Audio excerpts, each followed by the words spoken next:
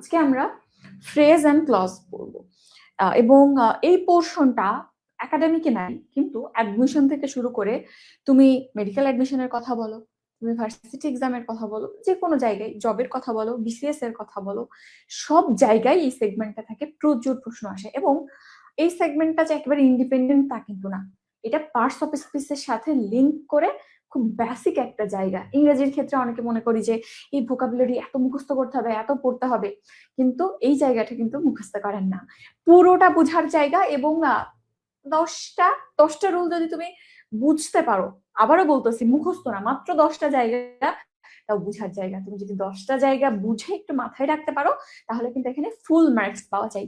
এবং এইখানের নলেজটা তোমার যত ক্লিয়ার হবে যে একটা নাউন কিরকম কাজ করে, সেরকম তো একটা নাউন ফ্রেজ কাজ করবে। সো নাউন ফ্রেজের জায়গাটা যদি আইডেন্টিফাই করতে পারো, সিমিলারলি তুমি একটা নাউনকেও আইডেন্টিফাই করতে পারবা। একই রকম ভাবে তুমি যখন একটা অ্যাডজেক্টিভ ক্যান আইডেন্টিফাই করতে পারবা, অ্যাডজেক্টিভ ফ্রেজকেও আইডেন্টিফাই করতে পারবা। জিনিসগুলো একই রকম, শুধুমাত্র যে জিনিসটা কিভাবে গঠিত। যেমন একটা ওয়ার্ড হইলে আমরা বলি নাউন, যখনই একাধিক ওয়ার্ড আসবে তখন সেটা নাউন ফ্রেজ, যদি সেখানে আবার সাবজেক্ট এবং ভার্ব থাকে তখন সেটা নাউন ক্লজ। অ্যাকচুয়ালি তাহলে জিনিসগুলো কিন্তু পার্টস অফ স্পিচের সেই বেসিক নলেজ থেকে কাজে লাগবে। তো পার্টস অফ স্পিচ যদি জানো ওকে, আর যদি না জানো কোনো সমস্যা নেই। আজকে আমরা একেবারে জিরো থেকে যতদূর তোমার লাগে হাইয়েস্ট লেভেলের প্রশ্ন পর্যন্ত সব সলভ করে ফেলবো, ঠিক আছে? এখানে হয়তো এইচএসসি 26 আছো, 27 আছো, 25ও আছো, সেকেন্ড টাইমার অনেকে, কোনো সমস্যা নেই। তুমি আগে যদি তোমার কোনো নলেজ না থাকে, বিশেষ করে 27, তাও কোনো সমস্যা নেই। তুমি আজকের ক্লাসটা করো, এবং আজকের যে ক্লাসটা, এর এক্সাম কিন্তু আগামীকাল সকাল 10টা থেকে রাত 10টা পর্যন্ত হবে। তুমি আজকের ক্লাস করার পর এক্সামটা দিবে। এক্সামে একদম বেসিক যে কোশ্চেন প্যাটার্ন, যেরকম প্যাটার্ন তুমি পরীক্ষাতে পাবে ওইরকম প্যাটার্নে কোশ্চেন করা হয়েছে। তুমি পরীক্ষাটা দাও। তুমি যদি আজকে আমার ক্লাসটা মনোযোগ দিয়ে করো, পরীক্ষাতে কেন, তুমি যে কোনো জায়গার এই টপিকের কোশ্চেন সলভ করতে বসো, ইনশাআল্লাহ 90% মার্ক পাবে। যদি একটু ভালো করে নিজের প্র্যাকটিসের জায়গাগুলো শুধু তুমি যদি আমার ক্লাসটা করে যাও, নিজে কিচ্ছু পড়ো না, তাহলে কি হবে? তাহলে তো শুধু ক্লাস করলেই হয়ে যেত। নিজের একটু প্র্যাকটিস করতে হবে। তাহলে যে কোনো একটা বই ধরে তুমি যদি প্র্যাকটিস করো, একদম 100% ক্লিয়ার হয়ে যাবে। খুব বড় টপিক যে তা কিন্তু না, ছোট একটা টপিক আমরা রেখেছি এই জন্যই, একদম বেসিক ক্লাসের জায়গায়, বিকজ জিনিসটা সম্পূর্ণ বোঝার চেষ্টা করবা, একটু মনোযোগটা ধরে রাখা, ঠিক আছে? সবকিছু ক্লিয়ার? ওকে, তো প্রথমে আসি ক্লজ অ্যান্ড ফ্রেজের ক্ষেত্রে। এই জিনিসটা আসলে কি, ক্লজ জিনিসটা কি এবং ফ্রেজ জিনিসটা কি? এখন যদি ফ্রেজ বলা হয়, ফ্রেজের ক্ষেত্রে নির্দিষ্ট কোনো শর্ত নাই। আমরা একটু আগেই বলতেছিলাম নাউন প্রোনাউন, এমনি নাউন বা প্রোনাউন কি সিঙ্গেল ওয়ার্ড, যেমন হচ্ছে অ্যাপল, এটা একটা নাউন, হি বা শি এটা একটা প্রোনাউন। যখনই আমরা ফ্রেজের ক্ষেত্রে যাবো, এখানে সিঙ্গেল ওয়ার্ড না, এখানে দেখো কয়েকটি ওয়ার্ডের সমষ্টি থাকে। একাধিক ওয়ার্ড যখন একসাথে হয়ে কাজ করে, যেমন আমি যখন অ্যাপল বলতেছি, অ্যাপল এটা একটা সিঙ্গেল ওয়ার্ড। যখন বলবো অ্যান অ্যাপল, এটা কি হচ্ছে দুইটা ওয়ার্ড। আবার আমি অ্যান অন্য কিছু দিই, বা এখানে যদি আর এ ডাপল বলি, তাহলেও কিন্তু এটা একাধিক ওয়ার্ড হচ্ছে। তো যখনই একটা ওয়ার্ড একাধিক ওয়ার্ড হয়ে যাবে, তখনই সেটাকে আমরা ফ্রেজ বলবো। এবং এই ক্ষেত্রে সার্টেন মিনিং থাকতেও পারে, কিছু ক্ষেত্রে অসম্পূর্ণ অর্থ থাকতে পারে, সম্পূর্ণ হইতে পারে, অসম্পূর্ণ। যেমন এখানে আমি যদি বলি আর রেড অ্যাপল, মানে একটা লাল আপেল, হ্যাঁ একটা রেড অ্যাপল নিশ্চয়ই অর্থবোধক একটা শব্দগুচ্ছ। তাহলে ফ্রেজের ক্ষেত্রে মূল জিনিস হচ্ছে কয়েকটা ওয়ার্ড, যেটার অর্থ থাকতেও পারে, আবার কোনো ক্ষেত্রে অসম্পূর্ণ অর্থ থাকতে পারে। এবং এইখানে একটা শর্ত মনে রাখবা, যখনই আমরা ক্লজে যাব, ক্লজ এবং ফ্রেজ এটার মধ্যে খুব বেসিক কোনো পার্থক্য নাই। ক্লজ একাধিক শব্দ নিয়ে গঠিত হয়, কিন্তু ক্লজের ক্ষেত্রে একটা শর্ত আছে, যেটা মোস্ট ইম্পর্টেন্ট। সেটা হচ্ছে অবশ্যই একটা ক্লজের ক্ষেত্রে একটা সাবজেক্ট থাকবে এবং একটা ফাইনাইট ভার্ব থাকবে। ফাইনাইট ভার্ব মানে কি? যে ভার্বটা এমন ভাবে অর্থ প্রকাশ করবে যে শুনে আমার মনে হবে না, আমি সম্পূর্ণ যেটা জানতে চেয়েছিলাম সেটা জানতে পেরেছি। যেমন আমি যদি বলি আমি ভাত খেয়ে, এখন আমি যদি এভাবে ছেড়ে দিই আমি ভাত খেয়ে, তোমার জানতে ইচ্ছা করবে আমি ভাত খেয়ে কি, কিছু তো একটা বলতে চাইছিল বলে নাই, এরকম মনে হবে না? তাইলে এইটা মনের ভাব সম্পূর্ণ মিটাইতে পারলো না, তোমার জানার ইচ্ছাটাকে পরিপূর্ণ করতে পারলো না, এটাকে আমরা বলি নন ফাইনাইট ভার্ব। আর ফাইনাইট ভার্ব যেখানে মনের সম্পূর্ণ অর্থ প্রকাশ পাবে, যেমন আমি ভাত খাই, আই ইট রাইস, আমি ভাত খাই, ওকে আমি বুঝতে পারছি আমি ভাত খাই, আর কিছু জানতে ইচ্ছে করছে না, আপাতত জানতে ইচ্ছা করছে না যে তুমি কি দিয়ে খাও বা কিভাবে খাও। তাহলে এই টাইপের ভার্ব যেটা সম্পূর্ণ মনের অর্থ প্রকাশ করে সেটাকে ফাইনাইট ভার্ব বলা হয়। এটা ভার্বের ক্লাসিফিকেশনেও কাজে লাগে। ফাইনাইট ভার্ব থাকবে এবং ওই ভার্বটা যে সম্পাদন করছে বা তার সাপোর্টিং এর জন্য যে সাবজেক্টটা থাকবে সেটাও প্রেজেন্ট থাকবে।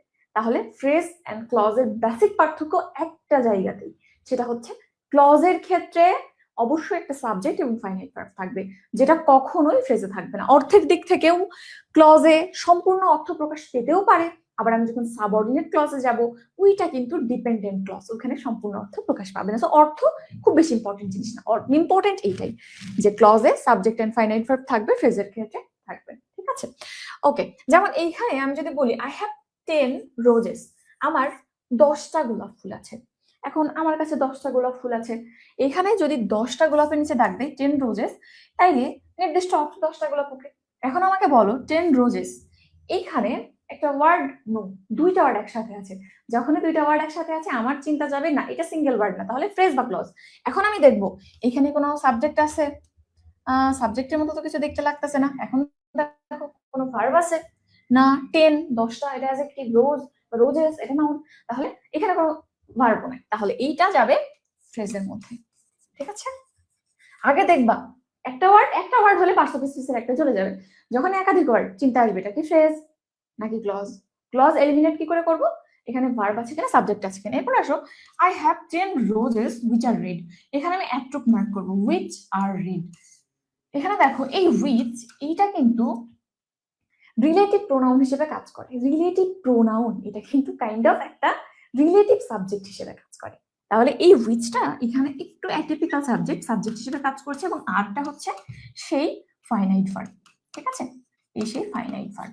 তাহলে এইখানে কিন্তু একাধিক ওয়ার্ড, তাহলে অবশ্যই পার্টস অফ স্পিচের কেউ না, ফ্রেজ নাকি ক্লজ। ভার্ব পেয়েছি, সাবজেক্ট পেয়েছি, চোখ বন্ধ করে ক্লজ। ঠিক আছে, একদম বেসিক জায়গা, এবং এইখান থেকে প্রশ্ন হয় তোমাকে চিনতে হবে যে এটা ফ্রেজ নাকি এটা ক্লজ। অনেকের হাসি লাগবে যে এই জিনিস কি আসে, ফ্রেজ কি ক্লজ আলাদা করা। হ্যাঁ, এই টাইপের প্রশ্ন কিন্তু আসে। এবং একটা প্রশ্ন তোমরা পাবে, মেডিকেল অ্যাডমিশন একবার এসেছিল যে ক্লজের ক্রাইটেরিয়া কি, এরকম আসছিল a clause must have what, must have.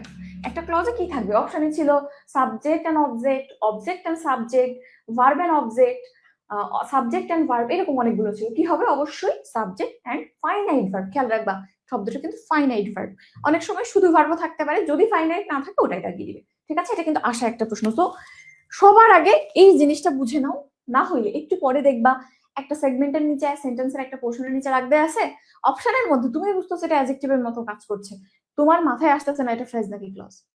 অনেক সময় কি হয়, এত টেনশন থাকে পরীক্ষার হলের মধ্যে, আমি বুঝতেছি এটা অ্যাডজেক্টিভ টাইপের কিছু, ফ্রেজ নাকি ক্লজ তুমি খেয়াল করো না, প্রথমে অ্যাডজেক্টিভ শব্দ দেখে লাগিয়ে দিছো, পরে দেখতেছো এখানে অ্যাডজেক্টিভ ফ্রেজও অপশন আছে, অ্যাডজেক্টিভ ক্লজ অপশন আছে, তখন কিন্তু চিন্তা আরে এটা তো ক্লজ ছিল আমি ফ্রেজ লাগিয়ে দিয়েছি, তখন ভুল হয়ে যায়। সুতরাং এই জায়গাটা একেবারে বেসিক একটা জায়গা, সাবধান থাকতে হবে। সহজ জায়গায় ভুল বেশি হয়, কারণ কঠিন পরিস্থিতিতে ব্রেন বেশি অ্যালার্ট থাকে, যখনই পরিস্থিতি সহজ হয়ে যায় তখন কিন্তু অ্যালার্টমেন্ট কমে যায়। সুতরাং পরীক্ষার হলে চিন্তা করা যাবে না প্রশ্ন খুব সহজ হয়েছে তাহলে সহজ জিনিস ভুল করে ফেলবা, আবার যদি চিন্তা করো খুব কঠিন হয়েছে তখন সহজ জিনিসও পারবে না। সুতরাং মধ্যপন্থাই উত্তম। ওকে, এরপর আসো যদি আমরা ফ্রেজের জিনিসটাকে অলরেডি বলে ফেলছি, ক্লাসিফিকেশনে যাই। পার্টস অফ স্পিচের ক্লাসিফিকেশন জানো সবাই, কি কি বলো আমার সাথে, noun, pronoun, adjective, verb, adverb, preposition, conjunction, interjection, এই 8টা পার্টস অফ স্পিচের ক্লাসিফিকেশন। তাইলে এই 8টার মধ্য থেকে আমি প্রোনাউনটাকে বাদ দিব। প্রোনাউন কখনোই ফ্রেজ গঠন করে না, প্রোনাউন ফ্রেজ নামে কোনো ফ্রেজ নাই। তাইলে প্রোনাউন বাদে যে 7 প্রকার পার্টস অফ স্পিচ থাকে সবগুলাই এক এক টাইপের ফ্রেজে পড়ে। Noun phrase, adverbial phrase, adjective phrase, interjectional phrase, prepositional, verbal, conjunctional, এই কয়টা গেল 7 রকম পার্টস অফ স্পিচ থেকে। আর দুইটা থাকে, একটা হচ্ছে ইনফিনিটিভ ফ্রেজ আর একটা পার্টিসিপল ফ্রেজ। দুইটাই ভার্বের একটু অন্যরকম বা স্পেশালাইজড রূপ। যদি আমি বলি ইনফিনিটিভ ফ্রেজ জিনিসটা কি, তুমি আমাকে বলো ইনফিনিটিভ ভার্ব জিনিসটা কি।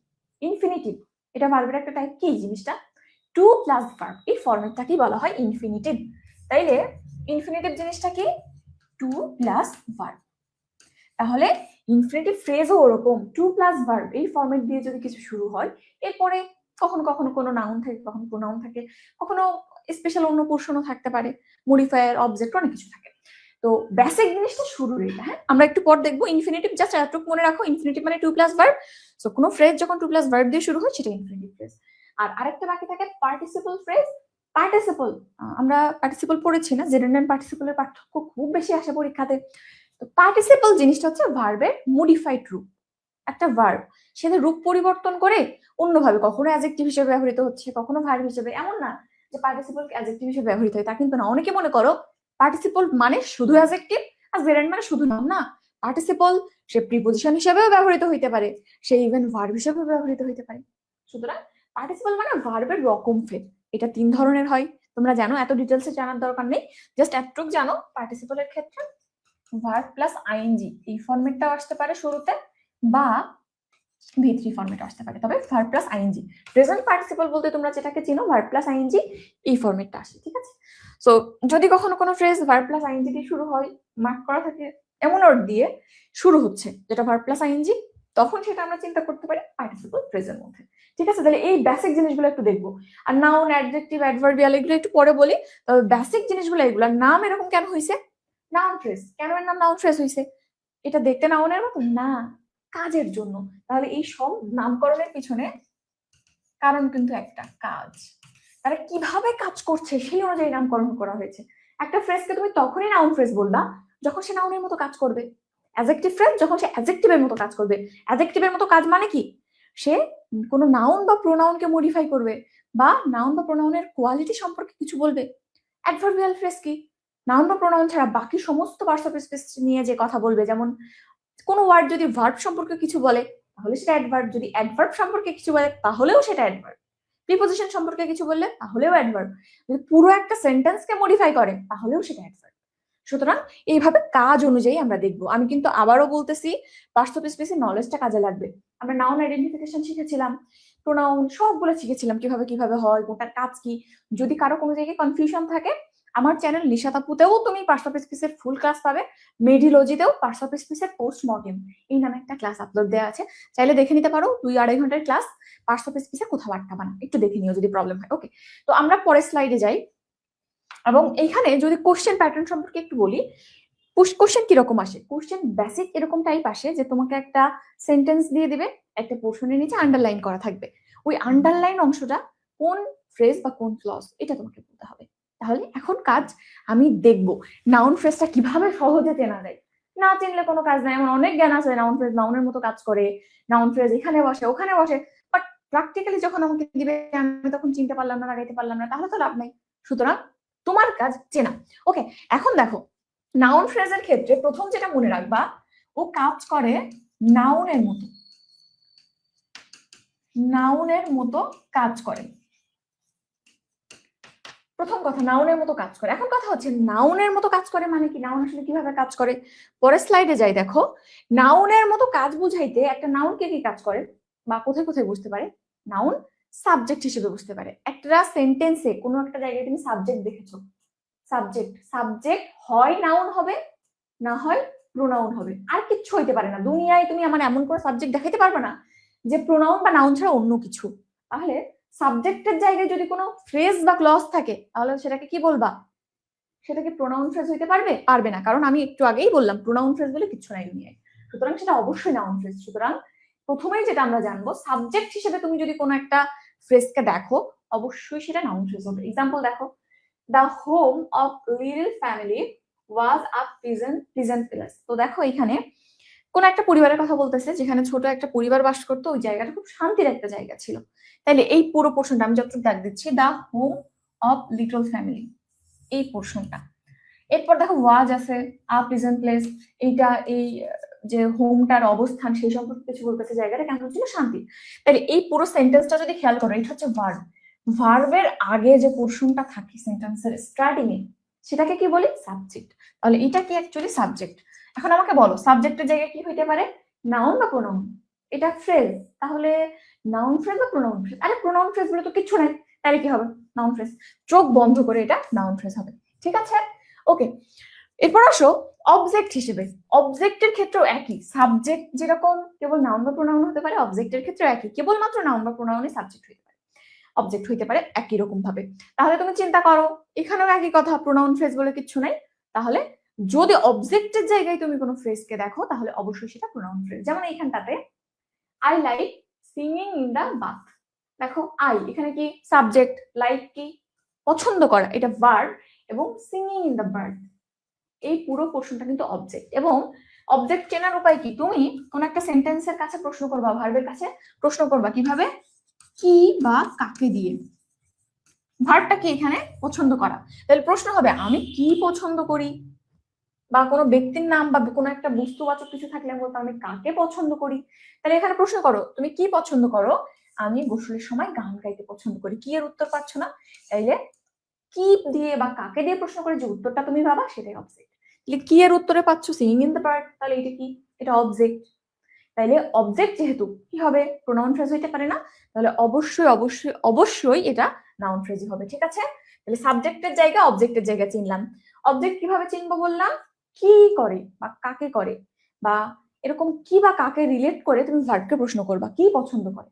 ঠিক আছে, আর সাবজেক্টের ক্ষেত্রে আমি কি দিয়ে প্রশ্ন করবো, এখানে তো বুঝলাম অবজেক্টে কি বা কাকে, সাবজেক্টের ক্ষেত্রে প্রশ্ন করবা কে করে,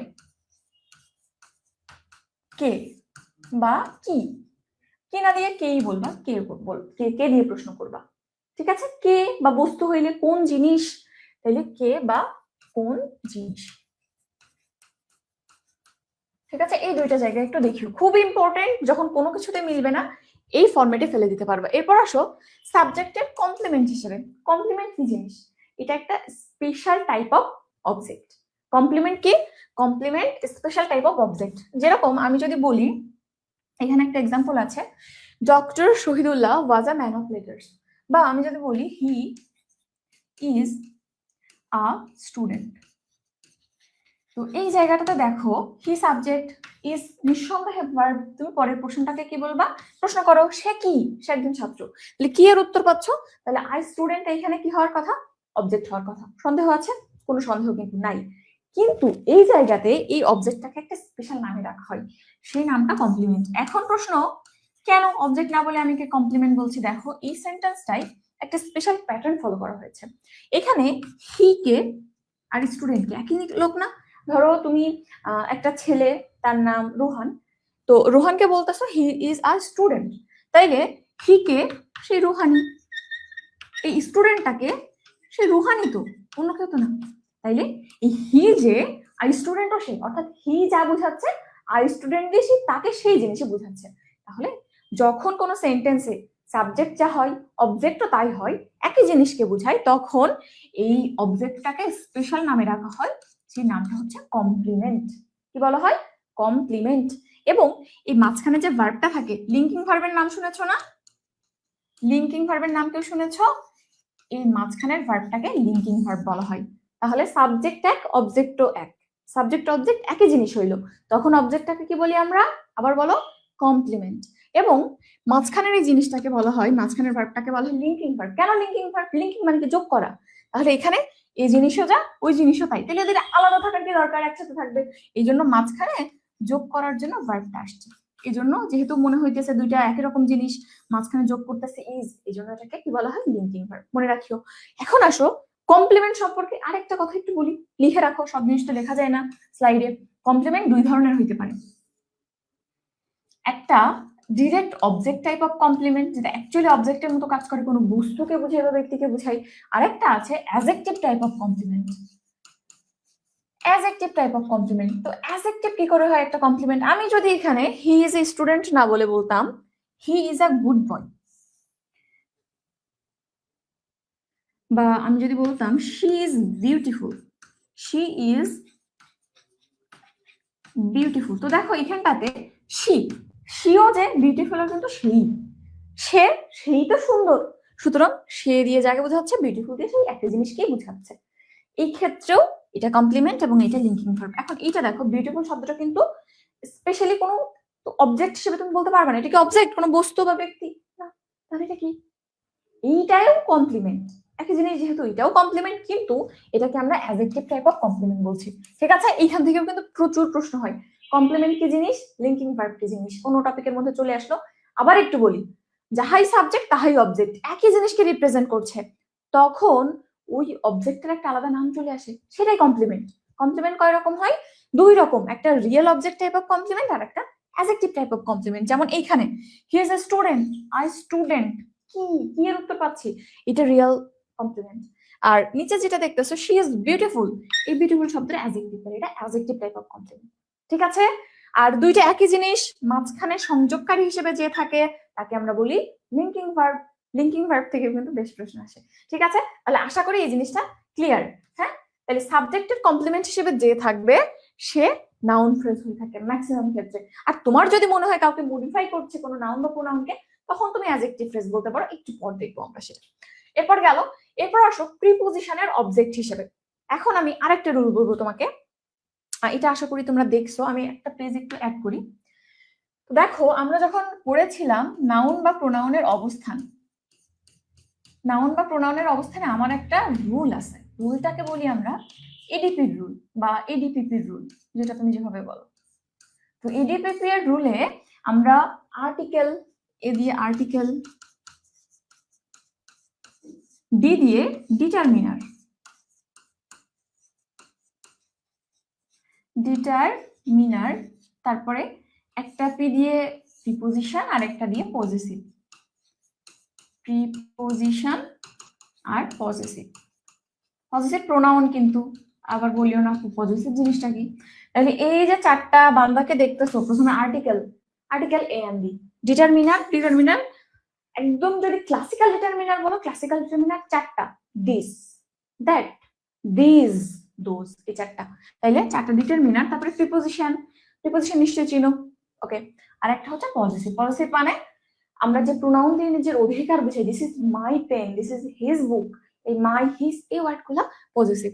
তো এই চারটা বান্দার পর, এই চারজনের পর যদি সিঙ্গেল কোনো ওয়ার্ড আসে, অবশ্যই সেটাকে তুমি নাউন বা প্রোনাউন বলবা। ওকে, তাহলে ঠিক একইভাবে এই বান্দাদের পর যদি কোনো ফ্রেজ বা ক্লজ আসে, কি বলবা? প্রোনাউন ফ্রেজ তো নাই, তাহলে নাউন ফ্রেজ। ক্লজ আসলে নাউন ফ্রেজ। ঠিক আছে, এই জায়গাটা একটু খেয়াল করবা। এখন তুমি যদি আগের স্লাইডে যাও, তাহলে দেখো এখানে প্রিপোজিশনের অবজেক্ট হিসেবে অবশ্যই নাউন ফ্রেজ বসে। কেন? তুমি দেখো একটা এক্সাম্পল, প্রিপোজিশনের অবজেক্ট মানে প্রিপোজিশনের পরে যে থাকে। He is proud of his excellent result. তাহলে এই দেখো অফ, এই সেই এডিপিপি এর প্রিপোজিশনের লাস্টের পিতে ছিল প্রিপোজিশন। তাহলে এই প্রিপোজিশনের পর যে ফ্রেজটা থাকবে, তুমি কি বলবে তাকে বলো এডিপিপি। প্রিপোজিশনের পর ফ্রেজ থাক, ক্লজ থাক, প্রোনাউন ফ্রেজ তো নাই, নাউন ফ্রেজ। এবং এখানে ভার্ব নাই, কিছু নাই, সুতরাং ফ্রেজই। তাহলে এই পোরশনটা অবশ্যই নাউন ফ্রেজ হবে। এটা মাথায় রাখিও, নাউন ফ্রেজ চিনতে ঝামেলা হয় বলে পুরোটা বলতেছি। এরপর আসো নাউনের অ্যাপোজিশন হিসেবে বা অ্যাপোজিটিভ হিসেবে। আমরা যখন কোনো অ্যাপোজিটিভ ব্যবহার করি, অ্যাপোজিটিভ জিনিসটা কি? কোনো একটা সেন্টেন্স শুরু হলো সাবজেক্ট দিয়ে, তারপরে আমি, আমার মনে হচ্ছে আমার সম্পর্কে আরো কিছু কথা বলা উচিত, তখনই আমরা কি করি, এই আমার পর একটা কমা দিয়ে কিছু কথা বলে আবার একটা কমা লাগাই দিই। এই যে কমার মাঝখানে সাবজেক্ট সম্পর্কে যে এক্সট্রা কথাগুলো বলা হয়, দুই পাশে কিন্তু কমা থাকে তার, সেই পোর্শনটাকে অ্যাপোজিটিভ বলা হয়। তাহলে সুমন, এখন মনে হয় সুমন সম্পর্কে একটু কিছু কথা বলি। সুমন মারা গেছে, আমি ঠিক আছে সুমন মারা গেছে, আমি যদি বলি আমার মা জিজ্ঞেস করবে সুমনটা কে, তখন তো বলে নিলাম সুমন মাই বেস্ট ফ্রেন্ড, যে আমার বেস্ট ফ্রেন্ড ছিল, হি ইজ নো মোর, সে মারা গেছে, সে আর নাই। তাহলে এই ক্ষেত্রে এই মাই বেস্ট ফ্রেন্ড এটাই অ্যাপোজিটিভ, এবং তুমি এখানে কার সম্পর্কে কথা বলছো? সুমন সম্পর্কে। সুমন কি? My best friend. তাহলে এই অ্যাপোজিটিভ অলওয়েজ নাউন ফ্রেজ হয়। ঠিক আছে, তাইলে নাউনের অ্যাপোজিটিভ হিসেবে। খুব ঝামেলা লাগে, এই জন্য একটু টাইম নিয়ে বললাম, আমার সাথে আবার একটু বলো। আর এক্সট্রা অনেক কথা কিন্তু বলেছি।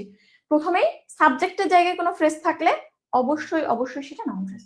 একইভাবে অবজেক্টের জায়গায় কোনো ফ্রেজ থাকলে সেটা অবশ্যই নাউন ফ্রেজ। কিভাবে চিনবো? কে দিয়ে প্রশ্ন করলে সাবজেক্টের ক্ষেত্রে সাবজেক্টকে চিনতে পারবো, আর কাকে বা কি দিয়ে প্রশ্ন করলে অবজেক্টকে চিনতে পারবো। এরপরে দেখো কমপ্লিমেন্টের ক্ষেত্রে আমি বলে দিয়েছি যাহাই সাবজেক্ট তাহাই অবজেক্ট, এই ক্ষেত্রে অবজেক্টটাকে কমপ্লিমেন্ট বলা হয়। তো সেই ক্ষেত্রে কমপ্লিমেন্টও কাইন্ড অফ অবজেক্ট, সুতরাং সেও অবজেক্টের মতো নাউন ফ্রেজ হবে। এরপর বলেছি এডিপিপি এর রুলে প্রিপোজিশনের পর, শুধু প্রিপোজিশন না, প্রিপোজিশন, পজেসিভ, আর্টিকেল, ডিটারমিনার, এদের পর যদি কোনো ফ্রেজ থাকে বা ক্লজ থাকে, তখন সেটাকে তুমি নাউন ফ্রেজ বা নাউন ক্লজ বলবা। লাস্টের রুল অ্যাপোজিটিভ, সমস্ত ক্ষেত্রে সে নাউন ফ্রেজ হবে। তাহলে অ্যাপোজিটিভের জাস্ট এই ফরম্যাটটা দেখবো, দুই পাশে কমা এবং সাবজেক্টের ডিরেক্ট পরেই থাকে, সাবজেক্ট সম্পর্কে কিছু কথা বলবো।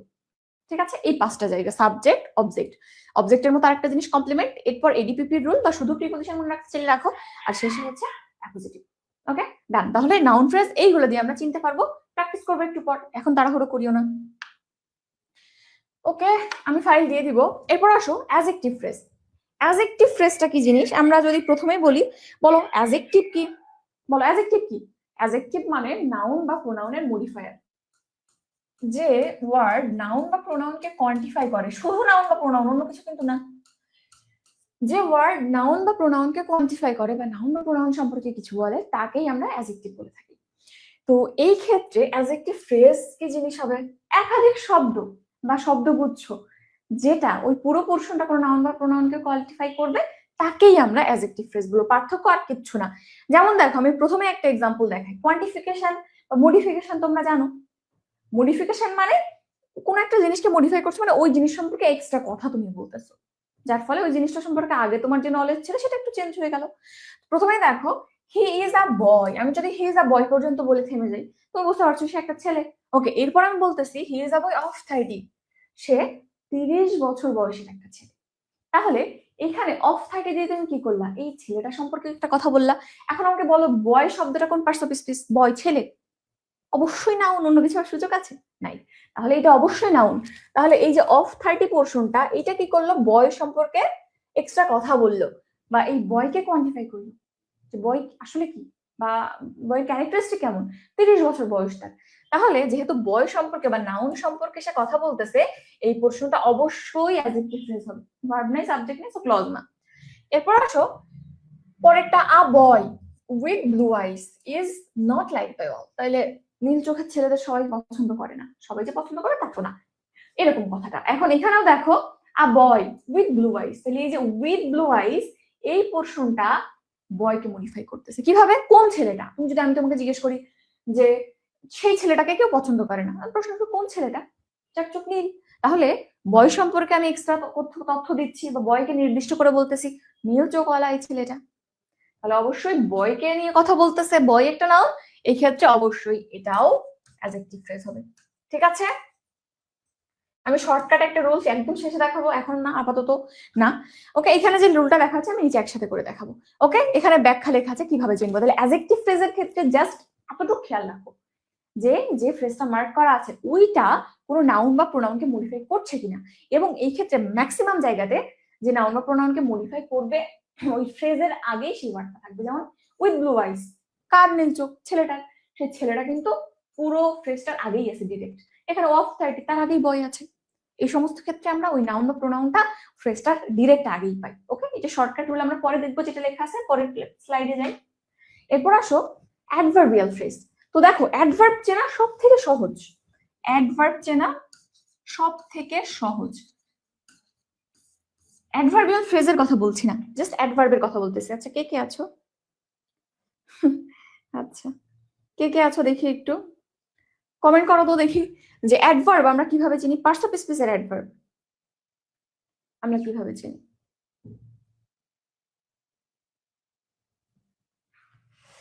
একটু জানাও, পার্টস অফ স্পিচের অ্যাডভার্ব আমরা কিভাবে চিনি? অ্যাডভার্ব চেনা সব থেকে সহজ। আমরা কোনো সেন্টেন্সের ভার্বকে যদি when বা কখন, তারপরে কোথায় where, কোথায় বাংলা লিখতেছি না, হাউ কিভাবে, এবং why কেন, এই চারটা জিনিস দিয়ে প্রশ্ন করি, তাহলে উত্তরে যে জিনিসটা আসবে, যেমন আমি যদি বলি তুমি কোথায় গিয়েছিলে? আমি বাসায় গিয়েছিলাম, আই ওয়েন্ট হোম। তাহলে এই যে হোম শব্দটা, আমি কোথায় এর উত্তরে পাচ্ছি হোম উত্তরটা, তাহলে এই হোমটা অ্যাডভার্ব হবে। একই রকম ভাবে কখন গিয়েছিলে? এট নাইট, রাতে গিয়েছিলাম, ওই এট নাইটটা অ্যাডভার্ব হবে। আবার একইভাবে এই চারটা জিনিস, আর বাইরে কিছু লেখার দরকার নেই। কিভাবে গিয়েছিলে? হেঁটে হেঁটে গিয়েছিলাম, আই ওয়েন্ট অন ফুট, হেঁটে গিয়েছিলাম, পায়ে হেঁটে। তাহলে অন ফুটটা এটাও কিন্তু অ্যাডভার্ব হবে। এরপর দেখো ওয়াই, কেন গিয়েছিলে? মাকে দেখতে গিয়েছিলাম, মা একটু অসুস্থ। তাহলে এই যে মা একটু অসুস্থ, for the sickness of my mother, তাহলে এই প্রশ্নটাও কিন্তু আমরা, এখানে যেহেতু একাধিক ওয়ার্ড তাহলে অবশ্যই অ্যাডভার্বিয়াল ফ্রেজ বলতে হবে। তাহলে এই চারটা প্রশ্নের উত্তর যারা দেয় সিঙ্গেল ওয়ার্ড হইলে তারা অ্যাডভার্ব, যদি সিঙ্গেল ওয়ার্ড না হয় একাধিক ওয়ার্ড হয় তারা ফ্রেজ, নাইলে ক্লজ। সাবজেক্ট এবং ভার্ব থাকলে ক্লজ, না থাকলে ফ্রেজ, এটাই বেসিক জায়গা। ওকে, তাহলে অ্যাডভার্বের এই চারটা জিনিস মনে রাখো। কি কি দিয়ে প্রশ্ন করলে? when, where, how and why। ঠিক আছে? ওকে, এখন আসো আমরা একটু ভেতরে যাই। তাহলে এই চারটা জিনিস যদি মনে রাখো, এখানে আমি একটা ফ্রেজকে মার্ক করি, come to me now and then. মনে করো এই নাও এন্ড দেন এর নিচে দাগ দেওয়া আছে।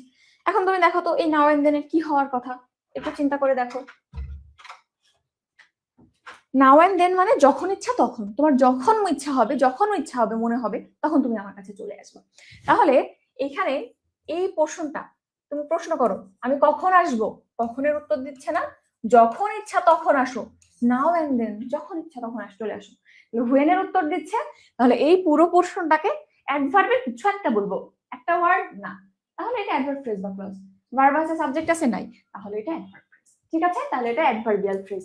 কোনো সন্দেহ আছে নাই? তাহলে কখনের উত্তর আমরা পেয়ে গেলাম। এরপর আসো, they lived in a small village. Lived in a small village, এখন এই জায়গাতে ইন আ স্মল ভিলেজ, এই পুরো পোর্শনটা এ থেকে ধরিও না, আবার ইন থেকে শুরু করবা। তাহলে আমি প্রশ্ন করছি তারা কোথায় বাস করে, ওয়্যার ডিড দে লিভ, তারা কোথায় বাস করতো, তখন তুমি কি উত্তর দিচ্ছ, ইন আ স্মল ভিলেজ, ছোট্ট একটা গ্রামে। তাহলে কোথায় এর উত্তরে তুমি ইন আ স্মল ভিলেজ উত্তর পাচ্ছ না, তাহলে ইন এ স্মল ভিলেজ পুরো পোর্শনটা অ্যাডভার্বিয়াল ফ্রেজ হবে। একটা ওয়ার্ড না, তাহলে অ্যাডভার্ব না, সাবজেক্ট নেই ভার্ব নাই, তাহলে ক্লজও না, অ্যাডভার্বিয়াল ফ্রেজ। এরপরে পরে আসো, floods occur every year in our country. এখন এই জায়গাটাতে আমরা এভরি ইয়ার একটুক দাগ দিব, বা তুমি চাইলে পুরোটা দাগ দিতে পারো, এভরি একটুক দাগ দিই। তাইলে আমি যদি বলি ফ্লাডস ওয়াকার এভরি ইয়ার এর নিচে দাগ দেওয়া আছে, আলাদা কিন্তু দুইটা শব্দ একসাথে লাগানো না, এভরি এন্ড ইয়ার দুইটা আলাদা আলাদা শব্দ। তাহলে এইটা অবশ্যই ফ্রেজ বা ক্লজের কিছু হতে যাবে, একাধিক শব্দ মানে হয় ফ্রেজ নাইলে ক্লজ। এই জায়গাতে তুমি প্রশ্ন করো বন্যা আমাদের দেশে কখন হয় বা কোথায় হয়, এখানে দুইটা ফ্রেজ আছে অ্যাকচুয়ালি। তাহলে আমি এখানে আপাতত সময় দিয়ে হিসাব করি যে বন্যা কখন হয় আমাদের দেশে, তুমি কি বলবা, প্রতি বছর হয়, এভরি ইয়ার, প্রত্যেক বছর। তাহলে এখানে কখনের উত্তর পাচ্ছ না তুমি, কখনের উত্তর পাচ্ছ এভরি ইয়ার দিয়ে, তাহলে এই এভরি ইয়ারটা কি হবে, adverbial phrase, adverb of time, এটা অ্যাডভার্ব অফ টাইম। এরপর যদি আমি একইভাবে এই সেন্টেন্সে প্রশ্ন করি প্রতি বছর কোথায় বন্যা হয়, ইন আওয়ার কান্ট্রি, আমাদের দেশে, তাহলে এটা কিন্তু আবার কোথায় এর উত্তর দেয়, সেই হিসেবে ইন আওয়ার কান্ট্রি, এটাও অ্যাডভার্বিয়াল ফ্রেজ। ওকে, এরপর আসো, হি ড্রোভ লাইক এ ম্যাডম্যান, সে পাগলের মতো গাড়ি চালায়। এখানে লাইক আ ম্যাডম্যান, চিন্তা করো আমি এই পর্যন্ত ছেড়ে দিয়ে চিন্তা করতেছি কিভাবে প্রশ্ন করা যায়, সে কিভাবে গাড়ি চালায় প্রশ্ন আসতে পারে, সে কিভাবে গাড়ি চালায়, কিভাবে উত্তর এখানে কিরকম পাচ্ছি আমরা, লাইক এ ম্যাডম্যান, পাগল মানুষের মতো। তাহলে এই লাইক এ ম্যাডম্যান পুরো অংশটা কিভাবে উত্তর দিচ্ছে, কিন্তু কিভাবে গাড়ি চালায়, লাইক এ ম্যাডম্যান, পাগল মানুষের মতো। যেহেতু কিভাবে বা হাউ এর উত্তর দিচ্ছে, অবশ্যই লাইক এ ম্যাডম্যান এই পুরো পোর্শনটা অ্যাডভার্বিয়াল ফ্রেজ। ঠিক আছে, ওকে। এরপরেও একই রকম, she fell down from the tree, she fell down from the tree, সে গাছ থেকে পড়ে গেল। তো সে কোথা থেকে পড়ে গেল, প্রশ্ন করো কোথা থেকে পড়ে গেল, গাছ থেকে। এই যে ফ্রম দ্য ট্রি বা ডাউন ফ্রম দ্য ট্রি, এই পুরো অংশটা ফ্রম থেকে থাকে সাধারণত, ফেল ডাউন এইটা আবার অন্য পোর্শনের মধ্যে গ্রুপ ভার্ব হিসেবে কাজ করছে। তাইলে কোথা থেকে পড়ে গেল, গাছ থেকে, ফ্রম দ্য ট্রি, কোথায় এর উত্তর দিচ্ছে, ওয়্যার এর উত্তর দিচ্ছে, তাহলে ফ্রম দ্য ট্রি এটা কি হবে, অ্যাডভার্বিয়াল ফ্রেজ। একই রকম ভাবে students went to the principal in a body, তাইলে ইন এ বডি মানে কি বলো, এটা একটা ইডিওমেটিক ইউজ, ইডিওমেটিক ফ্রেজ। বলো তো ইন এ বডি এই ফ্রেজের অর্থ কি, দেখি যারা আছো একটু রিপ্লাই করো।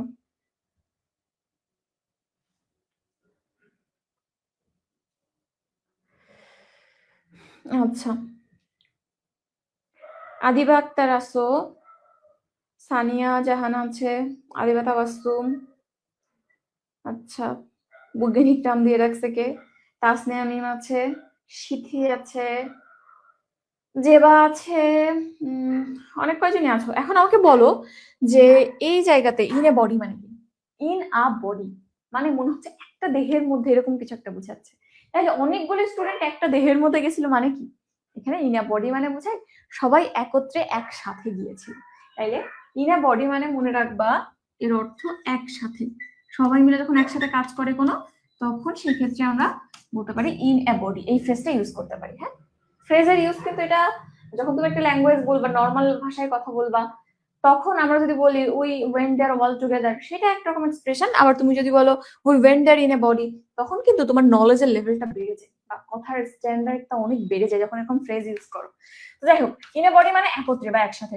তাইলে এখানে আমি প্রশ্ন করতে পারি স্টুডেন্টরা প্রিন্সিপালের কাছে গিয়েছিল কিভাবে, একত্রে। কিভাবে, এর উত্তরে ইন এ বডি পাচ্ছ তুমি। তাহলে এইটা কিন্তু আবার হাউ এর উত্তর দিচ্ছি কিভাবে, একসাথে। এটাও অ্যাডভার্বিয়াল ফ্রেজ। তুমি যদি এই কয়টা সেন্টেন্স বুঝতে পারো, আমি আবারও বলতেছি খুবই খুবই ইম্পর্টেন্ট এই জায়গাটা। Noun phrase, adjective phrase, adverbial phrase, এইখান থেকে তুমি 90% কোশ্চেন পাবা।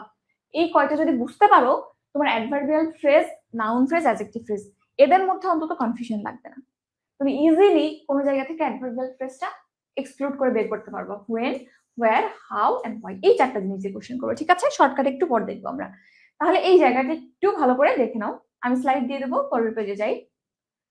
ওকে, এরপর আসো অ্যাডভার্বিয়াল ফ্রেজে আরো কিছু এখানে এক্সাম্পল দেওয়া আছে বাংলা সহ লিখে, তোমরা একটু দেখে নিও। হ্যাঁ, আমি বলে দিয়েছি কথাগুলা। প্রিপোজিশনাল ফ্রেজ, প্রিপোজিশনাল ফ্রেজ মানে বুঝতে পারছো প্রিপোজিশন দিয়ে কোন একটা রিলেশন আছে। তো প্রিপোজিশনাল ফ্রেজ এর অনেকগুলো কনসেপ্ট আছে। অনেকে বলবে যে কোন ফ্রেজ যদি প্রিপোজিশন দিয়ে শুরু হয় তাহলে সেটা প্রিপোজিশনাল ফ্রেজ। তাইলে তোমাকে বলা হবে শুরুতে প্রিপোজিশন হইলে সেটা প্রিপোজিশনাল ফ্রেজ। এখন আমি বা স্ট্যান্ডার্ড ইংলিশ, ব্রিটিশ ইংলিশের ক্ষেত্রে এই রুল মানা হয় না। শুরুতে প্রিপোজিশন থাকলে শুধু তাকে প্রিপোজিশনাল ফ্রেজ বলা হয় না। এখানে দুইটা শর্তের কথা বলা হয়েছে।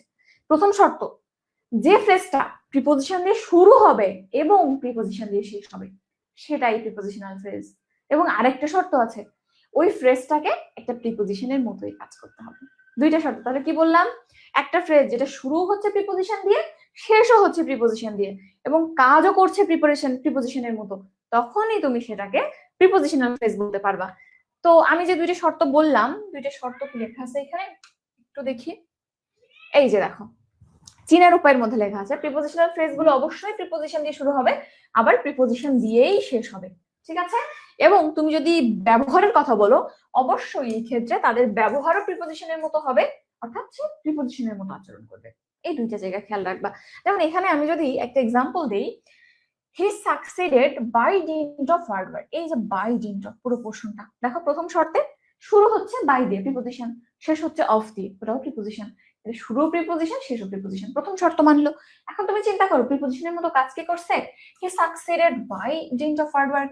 তুমি যদি বাই ডিন্ট অফ মানে কি দ্বারা, তো বাই ডিন্ট অফ কে বাই দিয়ে রিপ্লেস করো, এভাবে বলো he succeeded by hard work, কঠোর পরিশ্রম দ্বারা সে সফল হয়েছে।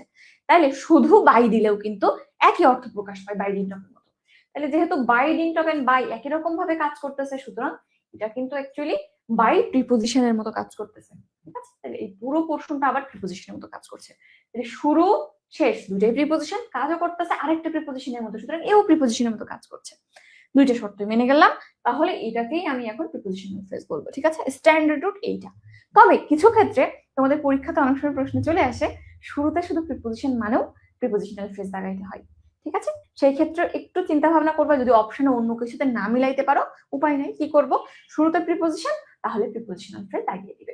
এখানে একটু দেখো, আরো দুইটা এক্সাম্পল ছিল এখানে। যেমন দেখো, he could not go to college on account of his illness. On account of মানে কি বলতো, কারণে বা জন্য, জন্য অর্থ প্রকাশ করে। তো he could not go to college on account of his illness মানে সেটা অসুস্থতার জন্য কলেজে যেতে পারে নাই। তাহলে অন অ্যাকাউন্ট অফ মানে ফর বা জন্যর মতো কাজ করতেছে। তাহলে এটার কাজ ফরের মতো, লাইক এ প্রিপোজিশন, প্রিপোজিশনের মতো কাজ করতেছে। আর গঠনের দিক থেকে শুরু অন দিয়ে শেষ অফ দিয়ে, এর কাজও প্রিপোজিশনের মতো, আবার শুরুও প্রিপোজিশন দিয়ে শেষও প্রিপোজিশন দিয়ে, দুইটা শর্তই মানলো, তাহলেই এটা প্রিপোজিশনাল ফ্রেজ। এরপর দেখো, we are ready to sacrifice for the sake of our country. এই যে for the sake of, for the sake of মানে জন্য বা স্বার্থে, স্বার্থে বা জন্য, এটাও কিন্তু ফরের মতো কাজ করেছে। এবং শুরুতে ফর, শেষে অফ, শুরু শেষ প্রিপোজিশন, কাজও প্রিপোজিশনের মতো, এটাও প্রিপোজিশনাল ফ্রেজ। প্রিপোজিশনাল ফ্রেজের কোনো ঝামেলা লাগবে আর এখানে প্রিপোজিশনাল ফ্রেজের মাথায় দুই লিখে রাখো। দুই মানে rule of two. Rule of two মানে কি, দুইটা রুল। প্রথম রুলটা শুরু শেষ প্রিপোজিশন, কাজ করবে প্রিপোজিশন, শেষ। ওকে, তাহলে এটা নিয়ে ঝামেলা লাগাবে না। এর পরের পেজে আসো, আমরা ইনফিনিটিভ ফ্রেজের মধ্যে যাই। ইনফিনিটিভ ফ্রেজ চেনা সব থেকে সোজা। কিভাবে, শুরুতে টু প্লাস ভার্ব থাকলেই সেটা ইনফিনিটিভ ফ্রেজ। এখানে বাধা ধরার কোনো নিয়ম নাই যে টু প্লাস ভার্ব এরপর স্পেসিফিক একটা নাউন থাকতে হবে বা প্রোনাউন থাকতে হবে, এরকম কোনো নিয়ম নেই। সুতরাং শুরুটা দেখবা, শুরুটা ইম্পর্টেন্ট। তো এখানে রুল টুল লেখা আছে, তুমি একটু দেখবা। একটা এক্সাম্পল তোমাকে আমি দেখাই। I like to have a walk, to have a walk. তো এই যে পোর্শনটা দেখতেছো আমি মার্ক করেছি, এখানে to plus have, to infinitive to এবং হ্যাভ ভার্ব। তাহলে এই যে টু প্লাস ভার্ব এটাই তো ইনফিনিটিভ, তাহলে এটা ইনফিনিটিভ এবং পরে আওয়াজ, এটা একটা নাউন। কেন নাউন বলা লাগবে, একটু ওই পার্সোনাল ক্লাসটা দেখে আসো তাইলে বুঝবা। তাহলে এই জায়গাটাতে টু প্লাস ভার্ব শুরু, তাহলে শুরুটা দেখেই আমি ইনফিনিটিভ বলতে পারতেছি। এরপর যদি তোমার খটকা লাগে তাহলে 95% ইনফিনিটিভ ফ্রেজ বা ক্লজের ক্ষেত্রে তুমি দেখবা যে এদের পর কোন একটা নাউন বা প্রোনাউন থাকে। ম্যাক্সিমাম ক্ষেত্রে নাউন পাবা, নাউন বা প্রোনাউন থাকে। তাহলে এটাও একটু মিলাই নিবা যে টু প্লাস ভার্বের পর নাউন বা প্রোনাউন আছে কিনা। থাকলে একদম 100% কনফার্ম তুমি লাগাই দাও, সেটা ইনফিনিটিভ ফ্রেজ। ঠিক আছে, এই একটা। এরপর দেখো he helped to build the roof, to plus build, to plus verb, এটা ইনফিনিটিভ এবং পরে দ্য রুফ, ছাদ, একটা জায়গা বা একটা কাঠামোর নাম, নাম মানে নাউন, তাহলে এটাও নাউন। তাইলে to plus verb plus noun, এক্ষেত্রেও একই রকম। তাহলে এই পুরো পোর্শনটা ইনফিনিটিভ ফ্রেজ। পরের ক্ষেত্রে the officer return to help the inspectors, to plus verb এখানে, আবার দ্য ইন্সপেক্টরস, ইন্সপেক্টর ব্যক্তিবর্গকে বোঝাচ্ছে, এটাও নাউন। তাহলেও এই জায়গাটাও ইনফিনিটিভ ফ্রেজ। তাহলে এখানে জাস্ট শর্টকাটে একটু লিখে ফেলো, ইনফিনিটিভ ফ্রেজ আমরা এভাবে চিনবো, টু প্লাস ভার্ব এন্ড 90% কেসে টু প্লাস ভার্বের পর তুমি নাউন পাবা বা নাউন ফ্রেজ পাবা।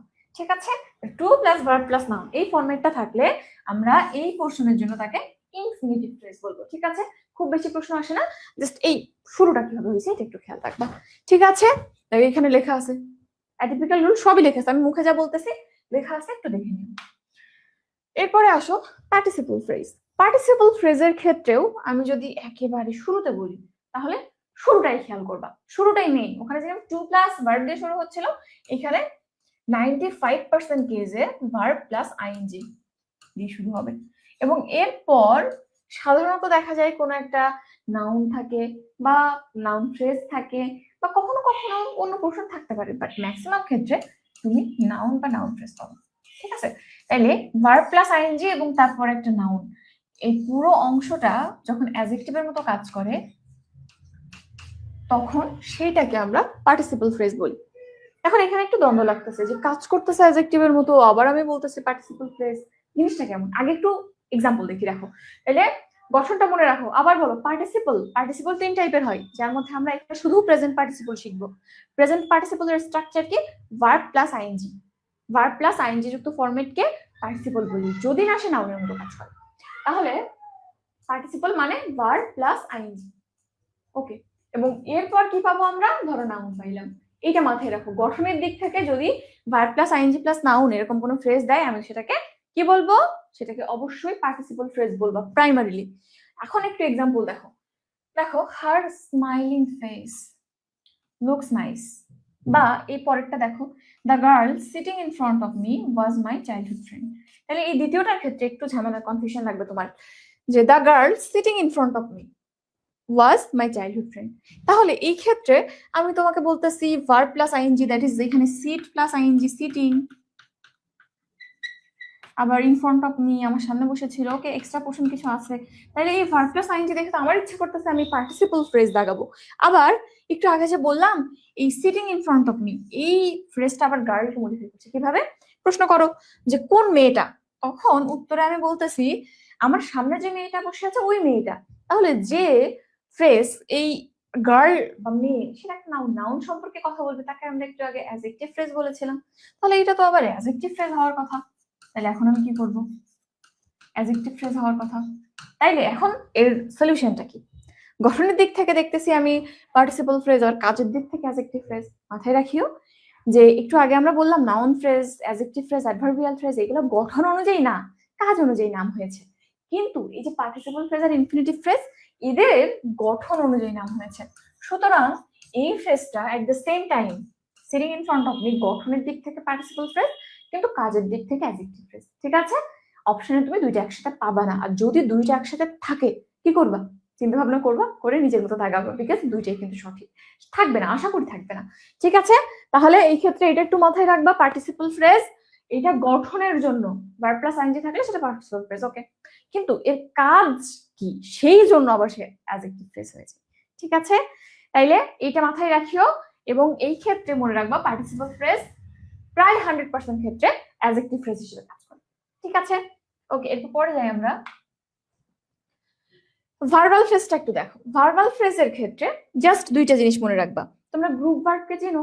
গ্রুপ ভার্ব মানে কি, যখন কোনো ভার্ব একটা প্রিপোজিশনের মতো কিছুর সাথে যুক্ত হয় কিন্তু ভার্বের অর্থটা কিঞ্চিত পরিবর্তন হয়ে যায়, তখন ওই ভার্ব এন্ড প্রিপোজিশন যুক্ত ফরম্যাটকে আমরা বলি গ্রুপ ভার্ব। তাহলে গ্রুপ ভার্বকে জিনিস দেখো, আমি যদি বলি লুক আফটার, এখানে লুক একটা ভার্ব এবং আফটার এটা প্রিপোজিশনের মতো, ভার্বের সাথে প্রিপোজিশনের মতো কোনো কিছু যুক্ত হয়েছে। যদি ভার্বের অর্থটা চেঞ্জ না হয় তখন সেটাকে আমরা পরের অংশটাকে প্রিপোজিশন বলি, এটা ভার্বের মতো। কিন্তু যদি ভার্বের অর্থ পরিবর্তন হয়ে যায় তখন সেটা আমরা গ্রুপ ভার্ব বলবো। তাহলে প্রিপোজিশন এবং গ্রুপ ভার্বের প্রিপোজিশন এই দুইটার পার্থক্য কি বলো? প্রিপোজিশনের ক্ষেত্রে যখন প্রিপোজিশন ব্যবহার করি, প্রিপোজিশনের জন্য ভার্বের অর্থের কোনো পরিবর্তন হয় না। যেমন he sat in front of me, in front of এর জন্য স্যাট বসা ভার্বের কোনো পরিবর্তন হইল না। কিন্তু তুমি যখন কোন একটা প্রিপোজিশন ব্যবহারের কারণে ভার্বের অর্থ পরিবর্তন হয়ে যাবে তখন ওই ভার্ব আর প্রিপোজিশন দুইটাকে একসাথে গ্রুপ ভার্ব বলি। তো এখানটাতে কেন অর্থ পরিবর্তন হয়েছে, কেন এটাকে গ্রুপ ভার্ব বলছি? লুক আফটার, এমনিতে লুক মানে কি, দেখা, আর লুক আফটার মানে দেখাশোনা করা, সেবা যত্ন করা। এখানে চোখ দিয়ে দেখার মতো কিছু বোঝাচ্ছে? এমনি লুক মানে চোখ দিয়ে দেখা, লুক আফটার মানে দেখাশোনা করা, চোখ দিয়ে দেখার সাথে তার কোনোই সম্পর্ক নেই। সেবা যত্ন আর চোখ দিয়ে দেখা এক জিনিস না। সুতরাং এখানে ভার্বের অর্থের পরিবর্তন হচ্ছে, এই জন্য এটাকে গ্রুপ ভার্ব বলছে, এটা একটু খেয়াল রাখবা। ঠিক আছে, তাইলে ভার্বাল ফ্রেজের ক্ষেত্রে প্রথমেই মাথায় রাখবা যে গ্রুপ ভার্ব একাধিক শব্দ, তাহলে ফ্রেজ। গ্রুপ ভার্বকে তুমি প্রথমত ভার্বাল ফ্রেজ বলতে পারো। আর একটা টাইপ আছে, আমরা জানি ভার্ব দুই টাইপের basically, main verb, auxiliary verb. যেমন অক্সিলারি ভার্বের তুমি যদি একটা কমপ্লিট এক্সাম্পল বলো, I am eating rice, I am eating rice. তাইলে এই অ্যাম আর ইটিং এটা অক্সিলারি, এটা মেইন ভার্ব। দুইটা একসাথে যখন আমি মার্ক করে দিব, তুমি এটাকে শুধু ভার্ব বলতে পারবা? পারবা না, একাধিক শব্দ, তাহলে এটা ফ্রেজ বা ক্লজে চলে যাবে। তো এই যে অক্সিলারি আর মেইন ভার্ব দুইটার কম্বিনেশন, এটাকে ভার্বাল ফ্রেজ বলা হয়। তাহলে এটাও ভার্বাল ফ্রেজ কিন্তু।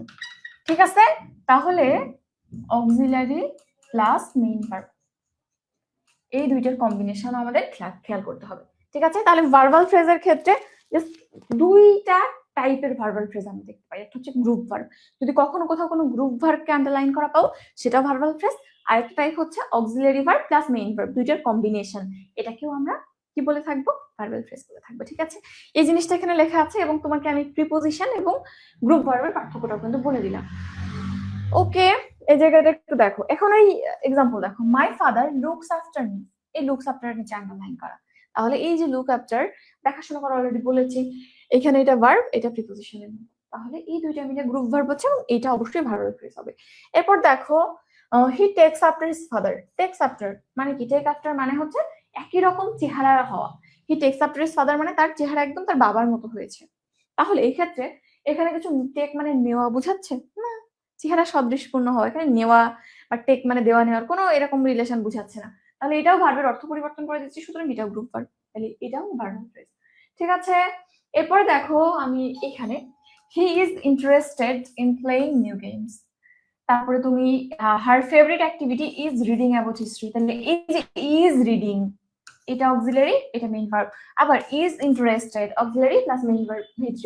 এই জায়গাগুলো ওই যে দ্বিতীয় যে রুলটা লিখলাম আমরা, অক্সিলারি প্লাস মেইন ভার্ব, এই রুল অনুযায়ী লাস্টের দুইটাকে আমরা ভার্বাল ফ্রেজ বলবো। ঠিক আছে, তাহলে জাস্ট ভার্বাল ফ্রেজের ক্ষেত্রে দুইটা ফর্মুলা, একটা গ্রুপ ভার্ব, যদি কোনো গ্রুপ ভার্বকে কখনো পাও সেটাও ভার্বাল, আবার যদি তুমি কোনো অক্সিলারি আর মেইন ভার্বকে কম্বিনেশনে পাও তখন সেটাও ভার্বাল ফ্রেজ। ঠিক আছে, ওকে। এরপর আমরা পরের স্লাইডে যাই, কনজাংশনাল ফ্রেজ। কনজাংশনাল ফ্রেজ কিছুই না, জাস্ট প্রিপোজিশনের মধ্যে আমরা যে কনজাংশন পড়ছিলাম ওই জিনিসটাই অপরিবর্তিত অবস্থায় কনজাংশনাল ফ্রেজ হয়ে যায়। কিভাবে? কনজাংশন বেসিক্যালি তিন ধরনের, কি কি বলতো?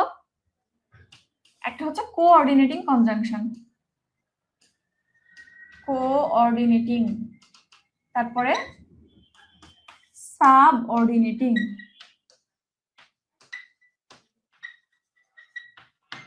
আর একটা হচ্ছে কোরিলেটিভ।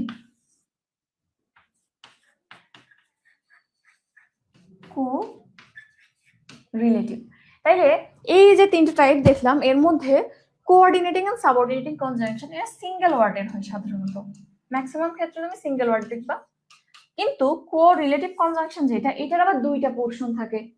একটা পোর্শন মাঝে অন্য ওয়ার্ড থেকে পরের পোর্শন আসে, যেমন he likes not only T but also coffee. তাহলে প্রথমে নট অনলি এই একটা পোর্শন, আর পরের বাট অলসো আরেকটা পোর্শন। তো কোরিলেটিভ কনজাংশনের ক্ষেত্রে সব ক্ষেত্রে এরকম দুইটা পোর্শন থাকে, মাঝখানে সেন্টেন্সের অন্য অংশ ঢুকে যায়।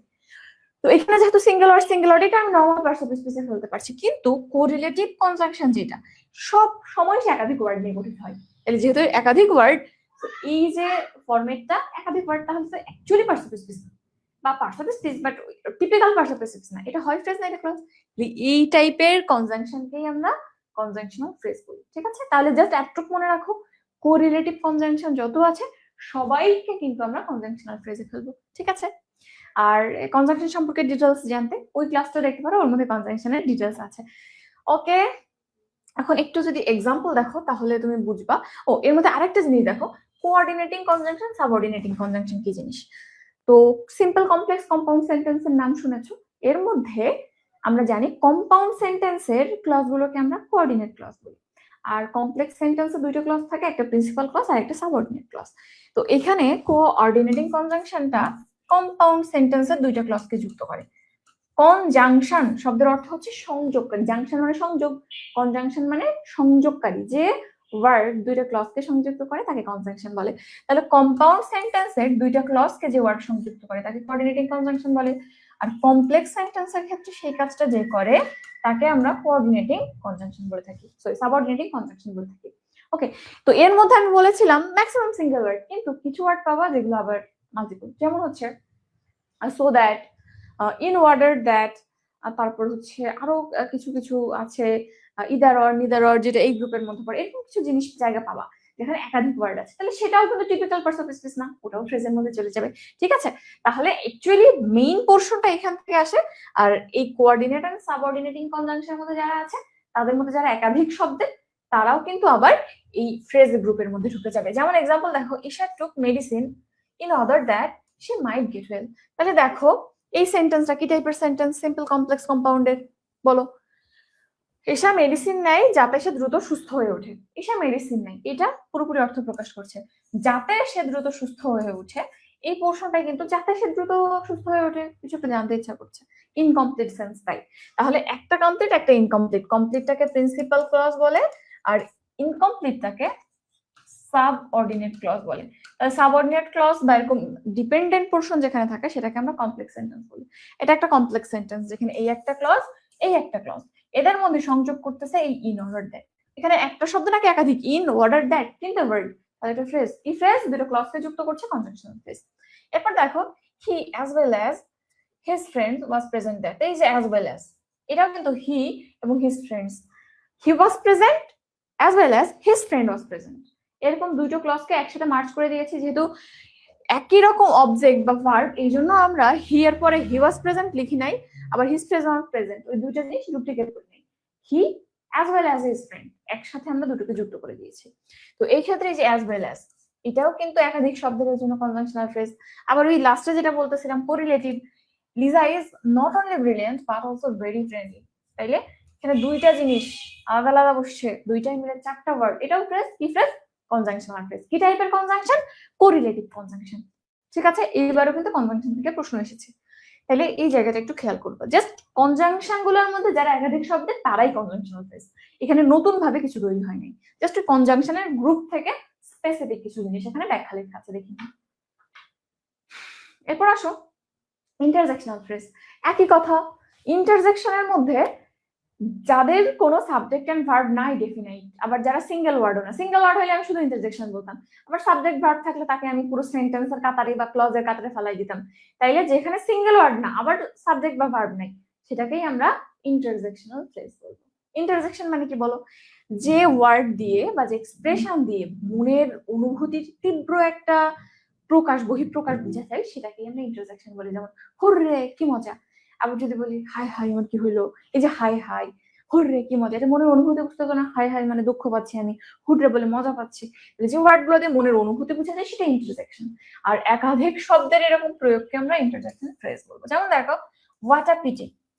ও এখানে আবার শেষে অবশ্যই ইন্টারজেকশনাল ফ্রেজের শেষে একটা এক্সক্লামেশন মার্কস পাবা, ঠিক আছে? এক্সক্লামেশন মার্ক দেখে চিনতে পারবে। এখন দেখো হোয়াট আ পিটি, এই ক্ষেত্রে প্রথমে এক্সক্লামেশন মার্ক পাইলাম মানে ইন্টারজেকশন গোত্রের কেউ, একটা ওয়ার্ড না, তাহলে শুধু টিপিক্যাল ইন্টারজেকশন না, এখানে কোনো সাবজেক্ট আছে কোনো ভার্ব আছে না, ওরকম কোনো ভার্ব সাবজেক্ট আমি দেখতেছি না ক্লিয়ারলি, তাহলে এটা ক্লজও না, একদম নিঃসন্দেহে তুমি এটাকে ইন্টারজেকশনাল ফ্রেজ করে দিবা, ঠিক আছে? একই রকম ভাবে এখানে দেখো হোয়াট আ মিরাকল, একই রকম প্রয়োগ, এক্সক্লামেশন মার্ক, ভার্ব নাই, সাবজেক্ট নেই, এটা ইন্টারজেকশনাল ফ্রেজ।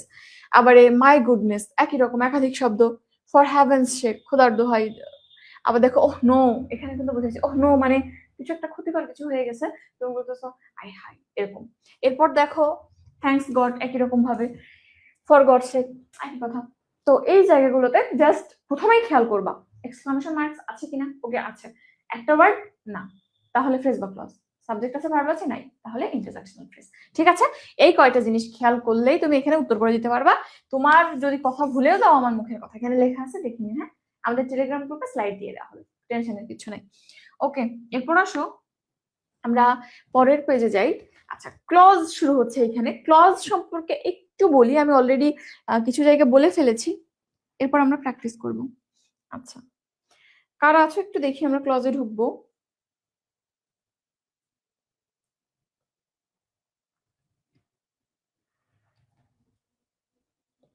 আচ্ছা সানজিদা স্বচ্ছ বলেছিল পার্টিসিপল ফ্রেজটা আবার একটু বলতে। পার্টিসিপল ফ্রেজের ক্ষেত্রে জাস্ট একটু খেয়াল রাখবা, যদি কোনো ফ্রেজ ভার্ব প্লাস আইএনজি দিয়ে শুরু হয়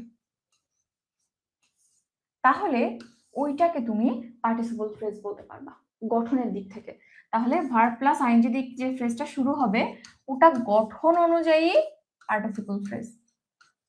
আবার তুমি যদি কাজের কথা চিন্তা করো, ওই ফ্রেজটার কাজও যদি দেখো দেখবা যে 100% ক্ষেত্রে প্রায় সে অ্যাডজেক্টিভের মতো কাজ করছে, সুতরাং কাজ অনুযায়ী ও অ্যাডজেক্টিভ ফ্রেজ, ঠিক আছে? তো কাজ যদি ফোকাস করো তাহলে তুমি সেটাকে দেখবা অ্যাডজেক্টিভ ফ্রেজ হিসেবে, আর যদি পার্টিসিপল ফ্রেজ কিনা চিনতে চাও তাহলে শুরুতে দেখবা ভার্ব প্লাস আইএনজি দিয়ে শুরু হয়েছে কিনা, ঠিক আছে? ওকে, এইটাই ছিল পার্টিসিপল ফ্রেজের কথা, মুছে দিলাম, ওখানে লেখা আছে আমি ফাইলটা দিয়ে দিব। ওকে, কে কে আছো এখন বলো।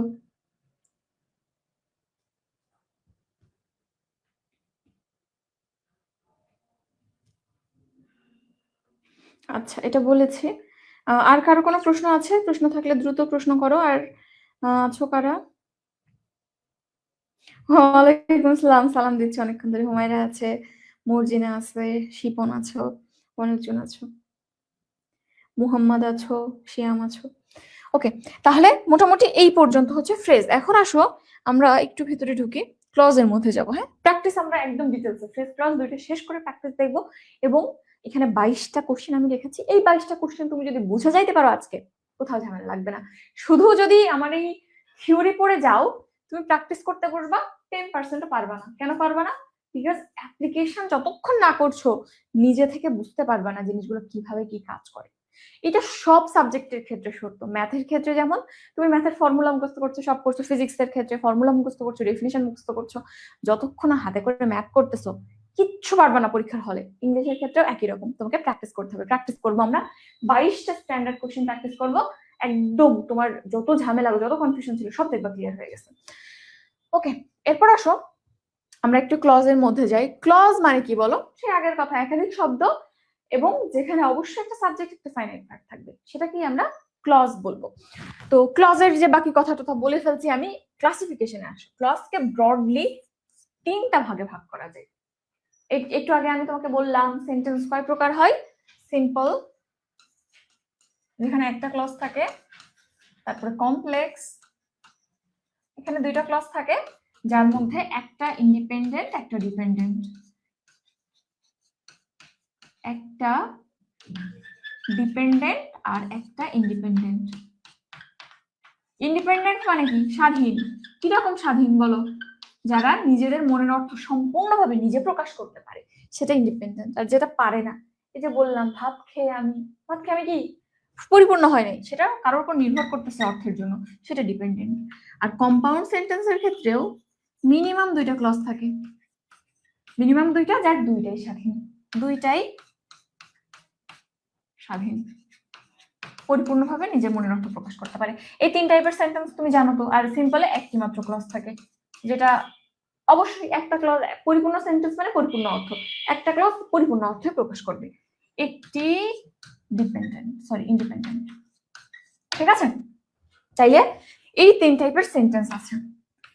তো এইখানে আমি যে টাইপগুলো লিখছি দেখো, তার মধ্যে তুমি কমপ্লেক্সের একটা পাচ্ছ ডিপেন্ডেন্ট, একটা ইন্ডিপেন্ডেন্ট। এখন তোমার স্কুলের কথা চিন্তা করো, তোমার স্কুলে একজন প্রিন্সিপাল আছে, এবং বা কলেজের ক্ষেত্রে একজন প্রিন্সিপাল আছে, আর অ্যাসিস্ট্যান্ট প্রফেসর, অ্যাসোসিয়েট প্রফেসর, অনেক রকম আছে।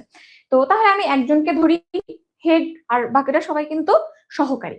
তো এই ক্ষেত্রে যিনি প্রিন্সিপাল উনি নিজের ইচ্ছা মতো সব কাজ করেন, কিন্তু যারা সহকারী আছে তারা কিন্তু নিজের ইচ্ছা মতো সব করতে পারে না। কিছু করতে হইলে ওই হেড টিচারের বা প্রিন্সিপালের পারমিশন নেওয়া লাগে। তাহলে ইন্ডিপেন্ডেন্ট কে? অবশ্যই প্রিন্সিপাল, সে স্বাধীন নিজের মতো কাজ করতে পারে। সহকারী যারা আছে সবাই প্রিন্সিপালের কথা মতো কাজ করে, তারা কিন্তু স্বাধীন না, ডিপেন্ডেন্ট। তাহলে এই কমপ্লেক্স সেন্টেন্সটাও তোমার কলেজের মতো, কমপ্লেক্স তোমার কলেজ। তো এখানে যে ডিপেন্ডেন্ট, যে পরাধীন অন্যের উপর, তারাকে সহকারী, এবং এই ডিপেন্ডেন্ট ক্লজটাকে আমরা সাবঅর্ডিনেট ক্লজ বলি। সাব মানে অধীনে, ডিস্ট্রিক্ট, সাব ডিস্ট্রিক্ট মানে কাইন্ড অফ উপজেলা বোঝায়। তাহলে সাব মানে কোনো কিছুর অধীনে থাকা, সুতরাং যে ডিপেন্ডেন্ট থাকবে সেটাকে আমরা বলবো সাবঅর্ডিনেট, আর যিনি ইন্ডিপেন্ডেন্ট এখানে সেটা হচ্ছে প্রিন্সিপাল। ঠিক আছে, একটু ছোট করে লিখতেছি, একটু দেখে নিও। এটাকে আমরা বলবো প্রিন্সিপাল। তাহলে সিম্পলের ক্ষেত্রে একটা ক্লজ, ওখানে ঝামেলা নাই। কমপ্লেক্সে দুইটা ক্লজ, যে ডিপেন্ডেন্ট অন্যের অধীনে তাকে আমরা বলবো সাবঅর্ডিনেট, আর যে স্বাধীন তাকে আমরা প্রিন্সিপাল বলবো। ওকে, এখন আসো কম্পাউন্ডের ক্ষেত্রে। কম্পাউন্ড সেন্টেন্সের ক্ষেত্রে দুইটা ক্লজ এবং দুইটাই স্বাধীন। এখন দুইটা স্বাধীন মানে আমি দুইজনকে প্রিন্সিপাল বললাম, তা কি হবে? তোমার কলেজে দুইজন প্রিন্সিপাল আছে, এরকম কোনো কলেজ আছে? দুইজন হেড টিচার আছে, এরকম কোনো স্কুল আছে? হয় না। এক ইউনিটের স্কুল বা কলেজে কখনোই দুইজন প্রিন্সিপাল বা এরকম দুইজন হেড টিচার হয় না। তাহলে কি হবে? এদেরকে আমি প্রিন্সিপাল বা হেড বলতে পারছি না, এদেরকে তুমি বলবা কোঅর্ডিনেট ক্লজ। ঠিক আছে, কোঅর্ডিনেট। তাহলে এখানেই কিন্তু আমরা বেসিক ক্লজের ক্লাসিফিকেশন পেয়ে গেলাম। কমপ্লেক্সে একটা ডিপেন্ডেন্ট, একটা ইন্ডিপেন্ডেন্ট। যিনি ইন্ডিপেন্ডেন্ট তিনি প্রিন্সিপাল, যিনি ডিপেন্ডেন্ট তিনি কি বললাম? সাবঅর্ডিনেট। সাব মানেই মনে রাখবো কোনো কিছুর অধীনে। আর কম্পাউন্ডের ক্ষেত্রে দুইজন প্রিন্সিপাল হয় না, তাহলে কি করবো? এর নামটা একটু চেঞ্জ করে আমরা অন্যরকম করে দিব, কোঅর্ডিনেট। কো মানে কিন্তু সহকারী, কো কারিকুলার, সহ শিক্ষাক্রমিক। তাহলে এই সমস্ত জায়গাতে কো মানে দুইজনই স্বাধীন বাট পরস্পরের সাথে আলোচনা করে কাজ করে, এরকম। তাহলে এখানে আমরা বেসিক 3টা জিনিস পেয়ে গেলাম। এখন একটু এক্সাম্পল দেখবো না? আমরা এক্সাম্পল না দেখলে হবে? তার আগে একটু দেখো, ক্লজ কিন্তু বেসিক্যালি এই 3 ভাগেই, প্রিন্সিপাল, কোঅর্ডিনেট, সাবঅর্ডিনেট, 3 ভাগেই ভাগ করা যায়। এখন পরের প্রশ্নে যদি যাই, তাহলে আমরা এখানে একটা এক্সাম্পল দেখে ফেলবো। যেমন দেখো, I know that he will come। এখানে I know একটা clause, that he will come এটা একটা ক্লজ। তো এখানটাতে তুমি চিন্তা করো, এটা 1 নম্বর ক্লজ, এটা কি হবে? এটা 2 নম্বর ক্লজ, এটা কি হবে? তুমি উত্তর করো, 1 2 এভাবে লিখে উত্তর করো, কোনটা প্রিন্সিপাল, কোনটা কোঅর্ডিনেট, কোনটা সাবঅর্ডিনেট। এরপর আসো, he is poor but he is honest। এখানে হি ইজ poor এটা 3 নম্বর ক্লজ, আর হি ইজ অনেস্ট এইটা 4 নম্বর ক্লজ। তো এখানে সবাই কিন্তু ক্লজ, এই দেখো সাবজেক্ট প্লাস ভার্ব, তো এটা একটা clause. He plus will come, পুরো অংশটা মিলে ভার্ব, এন্ড হি এখানে সাবজেক্ট, তাহলে এটাও কিন্তু ক্লজ। আবার হি ইজ পুর, হি সাবজেক্ট প্লাস ভার্ব, এটাও ক্লজ। আবার হি প্লাস ভার্ব, তাহলে এটাও ক্লজ, সবগুলো ক্লজ। এখন তোমাকে বলতে হবে 1 2 3 4 যেগুলো আমি মার্ক করে দিয়েছি কোনটা কোন ক্লজ, একটু কমেন্ট করো এখানে কোনটা কোন ক্লজ হবে। বলো একটু দ্রুত, একটু দ্রুত রেসপন্স করবা, কোনটা কোন ক্লাস হবে।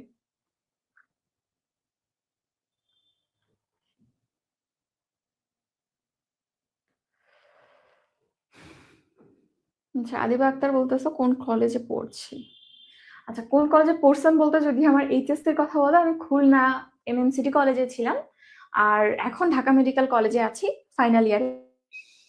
আর অ্যাকচুয়ালি আমি ইংলিশে পড়াই, গত 4 বছর ধরে ইংলিশে পড়াচ্ছি, অ্যাডমিশন ইংলিশ, বিশেষ করে মেডিকেল অ্যাডমিশনের জন্য ইংলিশ পড়াচ্ছি। আচ্ছা, একটাকে বলতেছো প্রিন্সিপাল, পরেরটাকে বলতেছো সাবঅর্ডিনেট। ওকে, 1 আর 2 ঠিক আছে। সিথি উত্তর করেছো। ওকে, সানজিদা স্বচ্ছ বলতেছো 1 নম্বর প্রিন্সিপাল। ওকে, 2 সাবঅর্ডিনেট। ওকে, মোনামি বলতেছো 2 সাবঅর্ডিনেট। বাকিগুলো একটু বলো। 3, 4 কোঅর্ডিনেট। ওকে, সারিয়া সুলতানা বলতেছে 3, 4 কোঅর্ডিনেট। এখন একটু দেখি জিনিসটা কিরকম, এবং এখান থেকে কিন্তু প্রশ্ন আসে, এইবারে আসছে। এইবার প্রশ্ন আসছে না? একটু দেখো তো ম্যাথ কোশ্চেনটা খুলে, আমি ম্যাথ কোশ্চেন সলভের ক্লাসটা দিয়ে দিব, তো একটু খুলে দেখিও।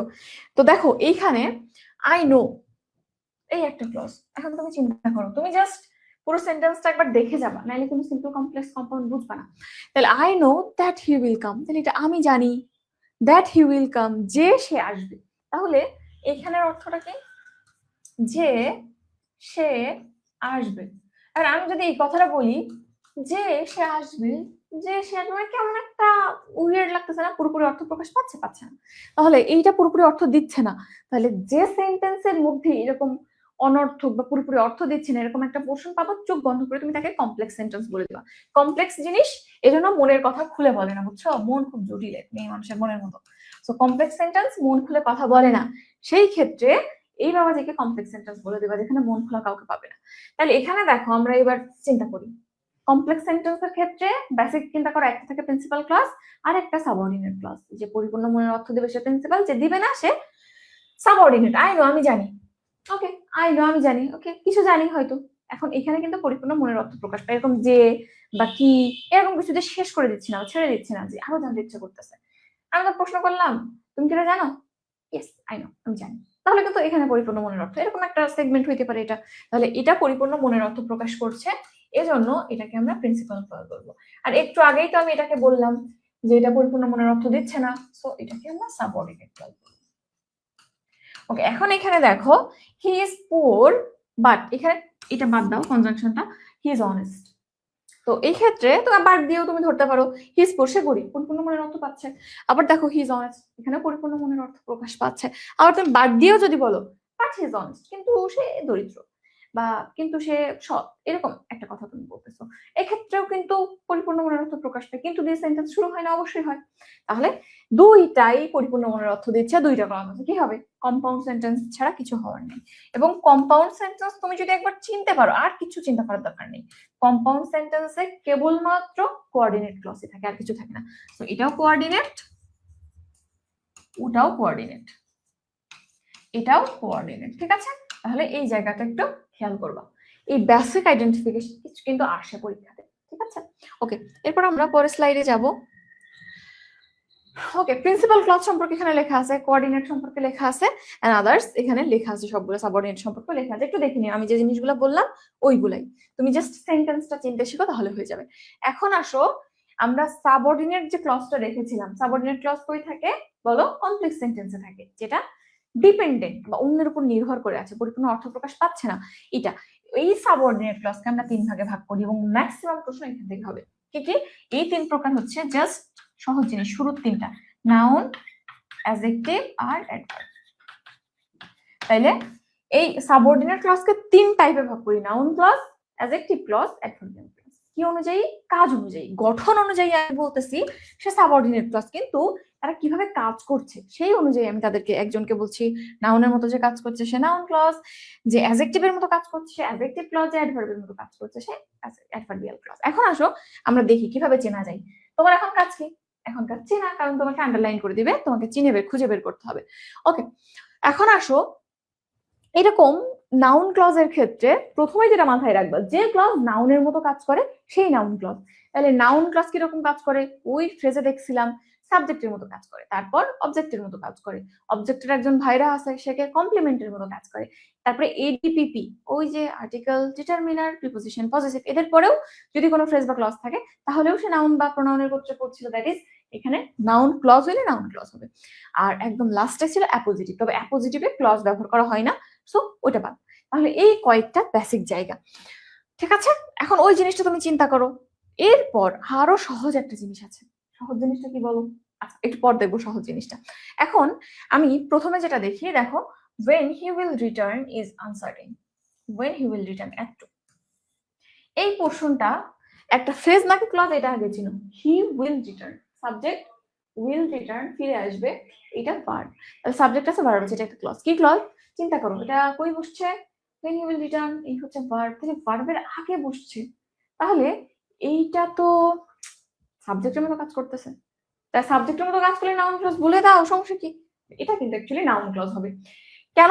আবার একটু বলতেছি, এখন চিন্তা করার দরকার নেই, একদম ইজি ফরম্যাট, আমরা একটু পর বলে দেবো। এরপর আসো, I know when he will come back।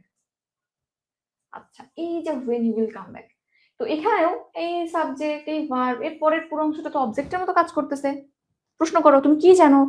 আমি জানি সে কখন ফিরে আসবে, তাহলে কি এর উত্তর দিচ্ছে না এই পোর্শনটা? তাহলে এটাও তো অবজেক্ট, অবজেক্টের মতো কে কাজ করবে? নাউন বা প্রোনাউন, প্রোনাউন ক্লজ নেই তাহলে নাউন ক্লজ, এটাও কিন্তু অবজেক্টের মতো ব্যবহৃত হচ্ছে, এই জন্য নাউন ক্লজ। ওই ফ্রেজের চিন্তা করো, আবার ফ্রেজ যেথায় যেথায় ব্যবহৃত হয়েছিল ক্লজও ওখানে ওখানে ব্যবহৃত হবে, ঠিক আছে? আচ্ছা আবার এখানে তুমি কি আনসার্টেন প্রশ্ন করতে পারো, কি বা কে আনসার্টেন। ওকে এরপর আসো, it depends on how it is done. তো এই জায়গাটাতে এই যে হাউ ইট ইজ ডান এই পোর্শনটা কিভাবে? দেখো এই ওয়ানটা কি? অনটা প্রিপোজিশন, এডিপিপি শেষের পি, তাহলে অনটা যদি প্রিপোজিশন হয়, প্রিপোজিশনের পরে কোনো যদি ফ্রেজ বা ক্লজ থাকে কি হয়? নাউন ফ্রেজ বা নাউন ক্লজ হবে। তাহলে এটা কি phrase? How it is done, it plus is done আছে, ক্লজ। কি ক্লজ? প্রিপোজিশনের পর নাউন ক্লজ। তাহলে জাস্ট এখানে আর ওই ডিটেলসে সবকিছু বলে নাই, অ্যাপোজিটিভটা আসবে না, তবে বাকি জিনিসগুলো কিন্তু আসবে। এখানে পুরোপুরি অবজেক্ট না হয়ে কমপ্লিমেন্টও আসতে পারতো, তাহলে সাবজেক্টের জায়গায়, অবজেক্টের জায়গায়, কমপ্লিমেন্টের জায়গায়, আর একটা স্পেশাল জায়গা এডিপিপির পর, ঠিক আছে? এডিপিপির মধ্যে ওরা আবার প্রিপোজিশনের উপর বেশি জোর দেয়, কারণ এটা কমনলি বেশি দেখা যায়। ওকে ওকে, এই যে ইট দিয়ে রিপ্লেস করা যায়, এটা পরে আছে, পরে দেখতেছি। এরপরে আসো অ্যাডজেক্টিভ ক্লজ, একই রকম, জাস্ট অ্যাডজেক্টিভ ফ্রেজের মতো কাজ করবে, শুধু গঠনটা আলাদা। যেমন দেখো আমি যদি একটা এক্সাম্পল দেখাই, I know the boy who came here, এই যে একটা বয়, তো এখানে তুমি প্রশ্ন করো যে এই হু কেম হিয়ার এটা কি কাজ করতেছে সেন্টেন্সকে, বলো। আমি বলতেছি আমি ছেলেটাকে চিনি, এখন তোমার প্রশ্ন জাগতেছে কোন ছেলেটা? ওই ছেলেটা যে গতকালকে এসেছিল। তাহলে এই হু কেম হিয়ার, যে গতকাল এসেছিল, এই পোর্শনটা দিয়ে বয়কে কোয়ান্টিফাই করা হচ্ছে যে ওই ছেলেটা যে গতকাল এসেছিল, ছেলেটা নির্দিষ্ট হয়ে যাচ্ছে, তার মডিফিকেশন হচ্ছে। তাহলে বয় এটা একটা নাউন, নাউনের মডিফায়ার কে? অ্যাডজেক্টিভ, তাহলে এটা কিন্তু অ্যাডজেক্টিভ ক্লজ। হু কেম এই সেই তোমার সাবজেক্টের মতো কাজ করতেছে যে লিঙ্কার, আর এখানে ভার্ব, তাহলে অবশ্যই এটা ক্লজ হবে, ঠিক আছে? দেখো কেন কিভাবে কাজ করতেছে সেটা এখানে লেখা আছে। এবং অ্যাডজেক্টিভ ক্লজের ক্ষেত্রে ম্যাক্সিমাম জায়গাতে তুমি স্টার্টিং এ who, with, what, that, wherever, whose এই ওয়ার্ড গুলো পাবা, ঠিক আছে? রিলেটিভ প্রোনাউন হিসেবে তুমি সব জায়গাতে বা ম্যাক্সিমাম জায়গাতে হু, হুইচ, হোয়াট, দ্যাট এইগুলো পাবা। এবং তোমার যে কাজটা করতে হবে সেটা হচ্ছে দেখবা ওইটা কি কাজ করতেছে, কোনো নাউন বা প্রোনাউনকে মডিফাই করছে কিনা। ওকে, তাহলে এই দুইটা জিনিস খেয়াল করবা।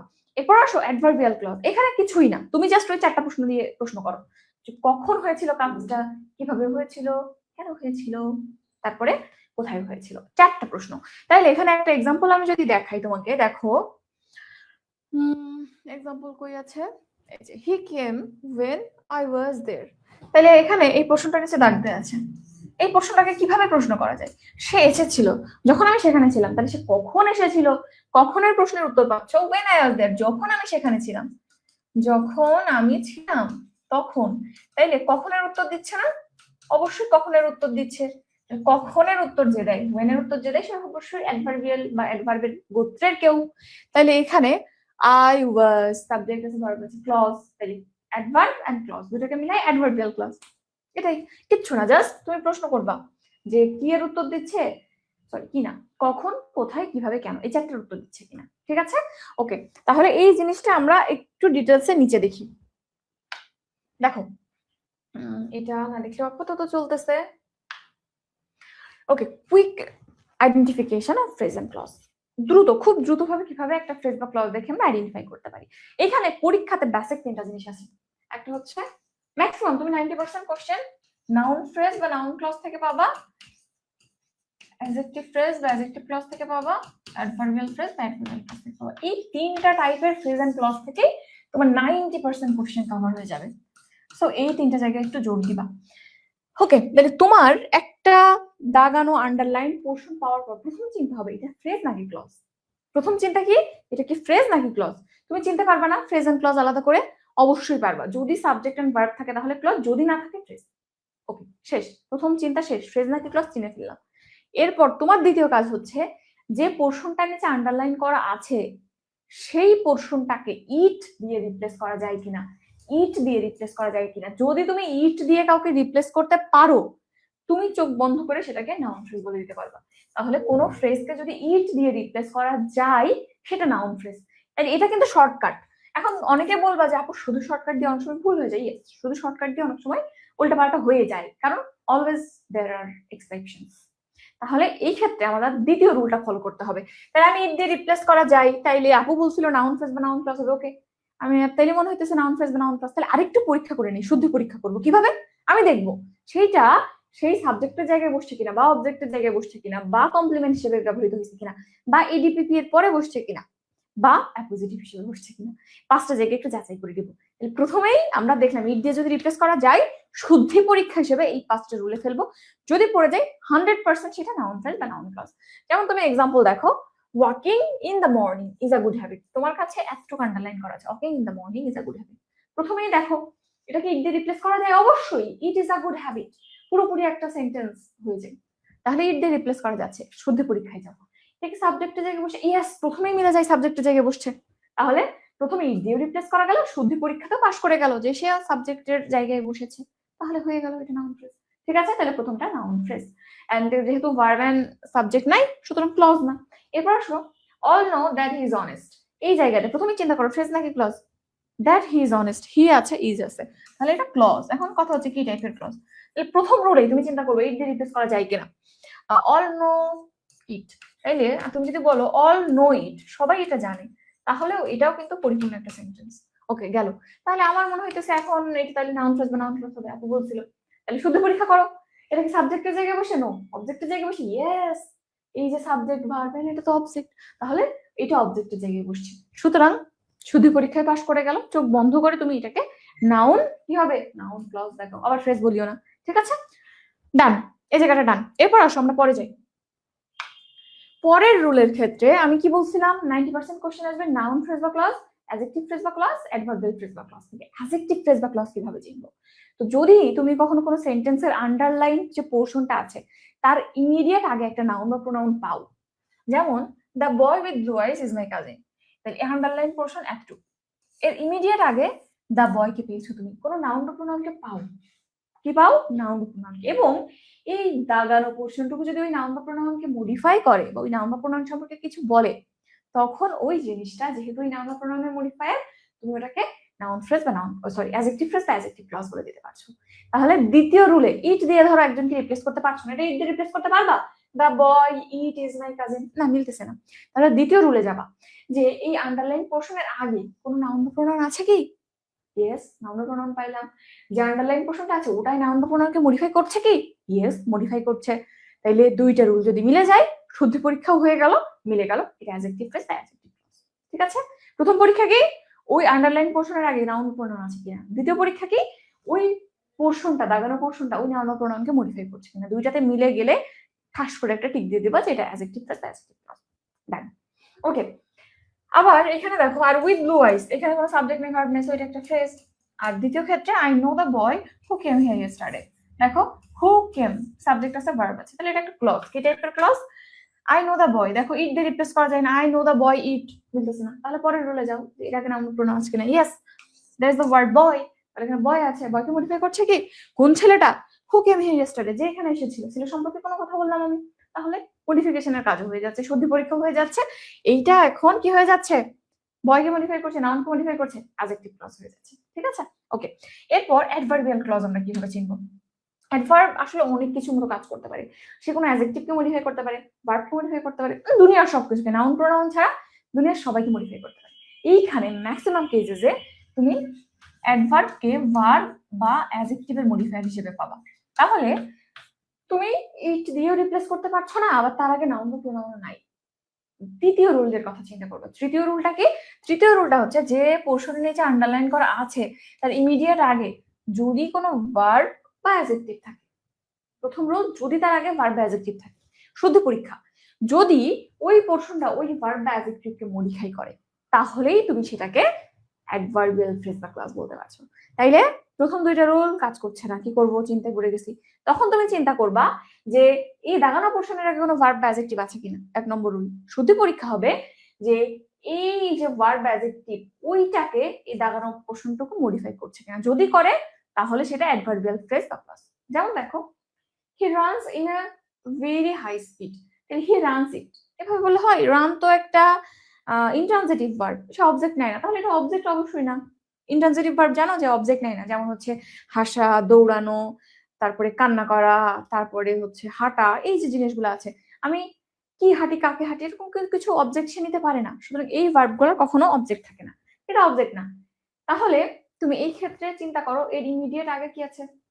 ভার্ব আছে। এই ভার্বকে কি মডিফাই করছে?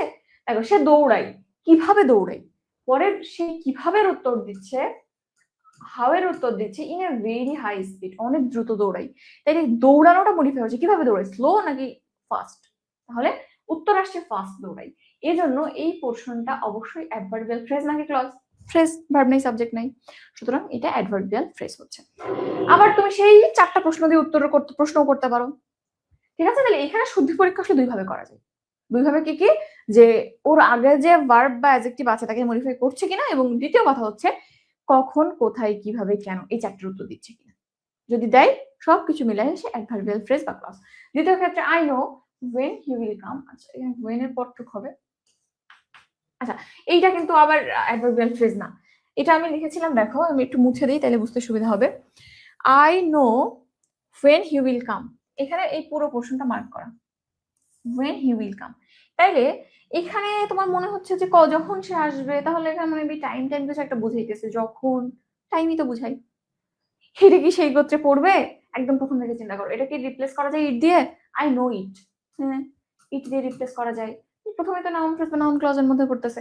আবার দেখো, আমি কি জানি, কি এর উত্তর দিচ্ছে when he will come, যে যখন আসবে সেই টাইমটা জানি আমি, তাহলে সব দিক থেকে তো এটা নাউন ফ্রেজ হচ্ছে, নাউন ফ্রেজের মতো লাগতেছে। আবার আপু বলছিল যে যদি কোনো ফ্রেজ বা ক্লজের আগে ভার্ব থাকে তাহলে সেটা অ্যাডভার্বিয়ালের কথা চিন্তা করবো। নো, সব ক্ষেত্রে হবে না। এই জন্য প্রত্যেকটা রুলে আমি শুদ্ধ পরীক্ষার কথা বলছি। তাইলে এখানে তুমি দেখো, প্রথমে তোমার ধরো মনে হইতেছে যে এই ফ্রেজটার আগে বা এই ক্লজটার আগে একটা ভার্ব আছে, তাহলে আমি চোখ বন্ধ করে অ্যাডভার্বিয়াল লাগাই দিব, তাকে হবে?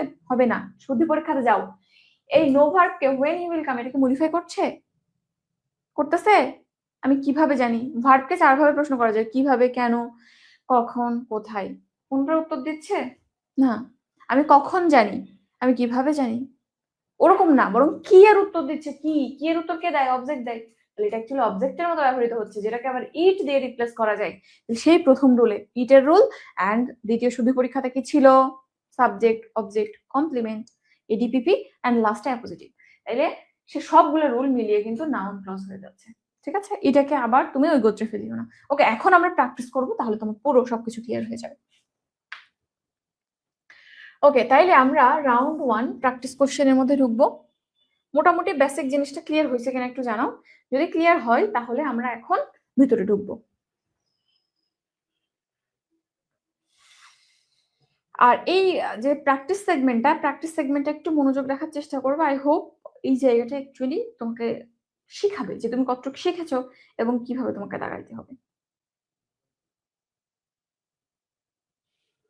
আচ্ছা, ঠিক আছে, আমরা তাহলে ঢুকে যাই প্র্যাকটিস সেগমেন্টের মধ্যে। তো দেখো, প্রথমে যে কোশ্চেনটা আছে, I asked him when he would go there, আমি তাকে জিজ্ঞেস করলাম কখন সে সেখানে গিয়েছিল। তো এই যে জায়গাটা, কখন সে সেখানে গিয়েছিল, তোমাকে 3টা রুল আমি বলেছিলাম, কি কি? ইট দিয়ে রিপ্লেস করা যায় কিনা, তারপর দ্বিতীয় রুলে ছিল ওই পোর্শনের আগে কোনো নাউন বা প্রোনাউন আছে কিনা, তৃতীয় রুলে কি ছিল ওই পোর্শনের আগে কোনো ভার্ব বা অ্যাডজেক্টিভ আছে কিনা। তো প্রথম রুলটাই তুমি চিন্তা করো, I asked him it. Primarily এরকম কিছু মনে হইতেছে না যে কিছু দিয়ে ইট দিয়ে রিপ্লেস করা যায় কিনা, যদিও হয় যে আমি তাকে এটা জিজ্ঞেস করেছিলাম, তো তা পুরোপুরি ক্লিয়ার হইতেছে না। এখন তুমি চিন্তা করো, যে প্রশ্ন করো আমি তাকে কি জিজ্ঞেস করেছিলাম। তাইলে এই পোর্শনটা কিন্তু কি এর উত্তর দেয়, কি জিজ্ঞেস করেছিলাম, তাহলে কি এর উত্তর কে দেয়? অবজেক্ট দেয়। তোমার আবার বলতেছি, কে এর উত্তর দেয় সাবজেক্ট। যেমন কে জিজ্ঞাসা করেছিল? আমি জিজ্ঞাসা করেছিলাম। কে এর উত্তর দিচ্ছে? কে? আমি। আইটা সাবজেক্ট। আর কি এর উত্তর যে দেয় সে অবজেক্ট। তাহলে আমি তাকে কি জিজ্ঞেস করেছিলাম? আমি তাকে জিজ্ঞেস করেছিলাম যে, বা আমি জিজ্ঞেস করেছিলাম সে কখন আসবে। তো এই জায়গাটা কি এর উত্তর যেহেতু অবজেক্ট দেয়, এই পোর্শনটা অবজেক্টের মতো ব্যবহৃত হয়েছে। বলো আমাকে অবজেক্টের মতো কে কাজ করে? কে কাজ করে? অবশ্যই নাউন ফ্রেজ বা নাউন ক্লজ। তাহলে এটা ফ্রেজ না clause? He would go, subject আছে ভার্ব আছে, ক্লজ। কি টাইপের ক্লজ? Noun clause. সন্দেহ আছে কোনো? না। তাহলে প্রথমে ইট দিয়ে একটু ঝামেলা ঝামেলা লাগতেছিল, যদিও হয় এখানে ডাবল অবজেক্টের সেন্টেন্স এটা। হিমও একটা অবজেক্ট এন্ড এটাও একটা অবজেক্ট, এবং দুইটা অবজেক্ট থাকলে সেক্ষেত্রে তোমরা জানো দুইটা অবজেক্টের একটাকে ডিরেক্ট অবজেক্ট বলা হয়, একটাকে ইনডিরেক্ট বলা হয়। ডিরেক্ট অবজেক্ট কোনটা? যেটা এক্ষেত্রে যদি দুইটা জিনিস থাকে, একটা ব্যক্তিবাচক একটা বস্তুবাচক, যেটা বস্তুবাচক ওটাকে ডিরেক্ট অবজেক্ট বলে, যেটা ব্যক্তিবাচক ওটাকে ইনডিরেক্ট অবজেক্ট বলে। এখানে হিম এটা যেহেতু বস্তু ব্যক্তিবাচক তাহলে এটা ইনডিরেক্ট অবজেক্ট, আর এই পোর্শনটা এটা বস্তুবাচক জিনিস বা ব্যক্তি তো অবশ্যই না, আমি কি জানি একটা জিনিস বা একটা স্টেটমেন্ট একটা ইনফরমেশন, এটা ডিরেক্ট অবজেক্ট। ঠিক আছে, তাহলে এটা অবজেক্টের মতো কাজ করতেছে, আর অবজেক্টের মতো কে কাজ করে? নাউন। সো এটা নাউন ক্লজ। কোনো সন্দেহ আছে? এখানে আবার চিন্তা করো না যে সময়ের কথা বলতেছে, কখন আসবে সেই সময়টা আমি জানি, তাহলে কোথায় বা কখনের উত্তর দিচ্ছে না, এটা কিন্তু সেরকম কোনো কনসেপ্ট না। ওকে, বা এখানে আমি যদি জিজ্ঞেস করি ভার্বকে যে আমি কখন জানি, তাও কিন্তু না, সে কি জানি, ভার্বকে প্রশ্ন করতেছে কি জানি বা কি জিজ্ঞেস করেছিলাম। এরপর আসো I know the time when he will come। তো এখানটাতে আচ্ছা সাউন্ড আছে, everything okay. I know the time when he will come, এখানেও দেখো আবার এখানেও when দিয়ে শুরু, এখানেও when দিয়ে শুরু, তাহলে এই জায়গাটাতে এবার কি হবে? তুমি চিন্তা করো, এখানে তুমি বলো I know the time it, হচ্ছে? হচ্ছে না। পরের রুলে চিন্তা করো যে ওই ফ্রেজ বা ক্লজের আগে কোনো নাউন বা প্রোনাউন আছে কিনা। ইয়েস, এখানে আমি একটা নাউন পাচ্ছি যে টাইম। টাইম মানে সময়, এটা একটা নাউন। তাহলে সন্ধি পরীক্ষা আমি কি বলছিলাম, তুমি যখন নাউন পেয়ে যাবা এটা একটা নাউন, এটা প্রথম পরীক্ষা। 2 নম্বর সন্ধি পরীক্ষা আমি বলেছিলাম যে ওই ফ্রেজ বা ক্লজটা ওই নাউন বা প্রোনাউনকে মডিফাই করে কিনা। মডিফাই করছে। I know the time when he will come, প্রশ্ন করো কোন সময়? সেই সময়টা যখন সে আসবে। তাহলে অবশ্যই এই তার আশা, এইটা সময় শব্দটাকে মডিফাই করছে, কোন সময়? তার আসার সময়। তো যেহেতু এই টাইম ওয়ার্ডটা মডিফাইড হচ্ছে, তাহলে এখানে মডিফিকেশনও ডান, দ্যাট ইজ শুদ্ধি পরীক্ষাও ডান। তাহলে নাউন আগে আছে এবং পরের ফ্রেজটা ওই নাউনকে মডিফাই করছে, বা পরের ক্লজটা ওই নাউনকে মডিফাই করছে। কি হবে? নাউনকে কি মডিফাই করে? অ্যাডজেক্টিভ। তাহলে এটা কি? হি উইল কাম ক্লজ, এটা কি টাইপের ক্লজ হবে? যেহেতু নাউনকে মডিফাই করছে, অ্যাডজেক্টিভ ক্লজ হবে। তাহলে পরেরটার উত্তর কি হবে? Adjective clause. ঠিক আছে, ওকে। আবার তুমি যদি এই জায়গাটা যদি ইসের প্রিন্সিপাল সাবঅর্ডিনেট নাকি কোঅর্ডিনেটর চিন্তা করতা, তখন কিন্তু এটা একটা কমপ্লেক্স সেন্টেন্স, আর হোয়েন হি উইল কাম যখন সে আসবে, পরিপূর্ণ অর্থ প্রকাশ পাচ্ছে না। কমপ্লেক্স সেন্টেন্স অবশ্যই, এবং যেটা পরিপূর্ণ অর্থ প্রকাশ পায় না সেটাকে আমরা কি বলি? Subordinate clause. এটা আবার সাবঅর্ডিনেটের মধ্যে থাকবে, সেটা অপশনে নেই। সুতরাং এখানে আমরা অ্যাডজেক্টিভ ক্লজ লাগাবো। ঠিক আছে, ওকে। এরপর আমরা একটু দেখে নিও, হ্যাঁ, এখানে এই কয়েকটা জিনিস তুমি যদি বুঝতে পারো সব ক্লিয়ার হয়ে যাবে। এরপর পরের পেজে আমরা যাই, 3 নম্বর কোশ্চেন। চিন্তা করো একটু, এটার উত্তর দিবা। হি will give me money when I go to Mumbai। এই when I go to Mumbai, এটা when দিয়ে শুরু হয়েছে। এইটা কি টাইপের ফ্রেজ বা clause? I go to Mumbai, I আছে গো আছে, সুতরাং এটা একটা ক্লজ, তাতে কোনো সন্দেহ নাই। এখন আমাকে বলো এটা কি টাইপের ক্লজ? চিন্তা করো, ফার্স্ট কমেন্ট করো।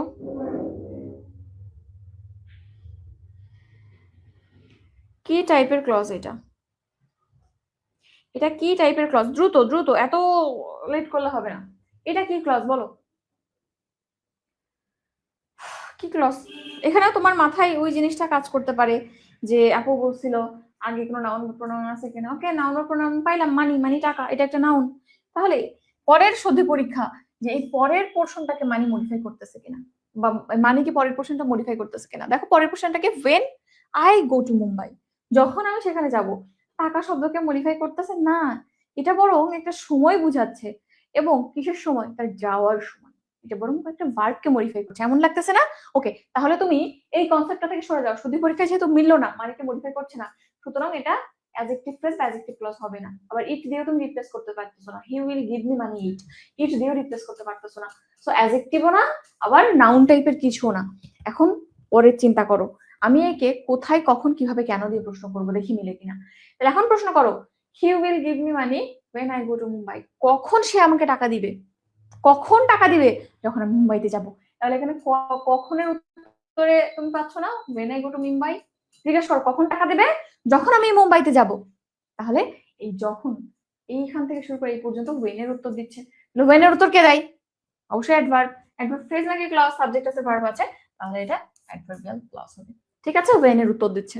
সুতরাং সব সময় ঠাস করে একটা নাউন পেয়ে গেলাম, তারপরের ফ্রেজটা বা ক্লজটা যে অ্যাডজেক্টিভ হবে তা কিন্তু না। তাহলে এই জায়গাটাও কিন্তু আমরা when কে প্রশ্ন দিয়ে উত্তর পেলাম।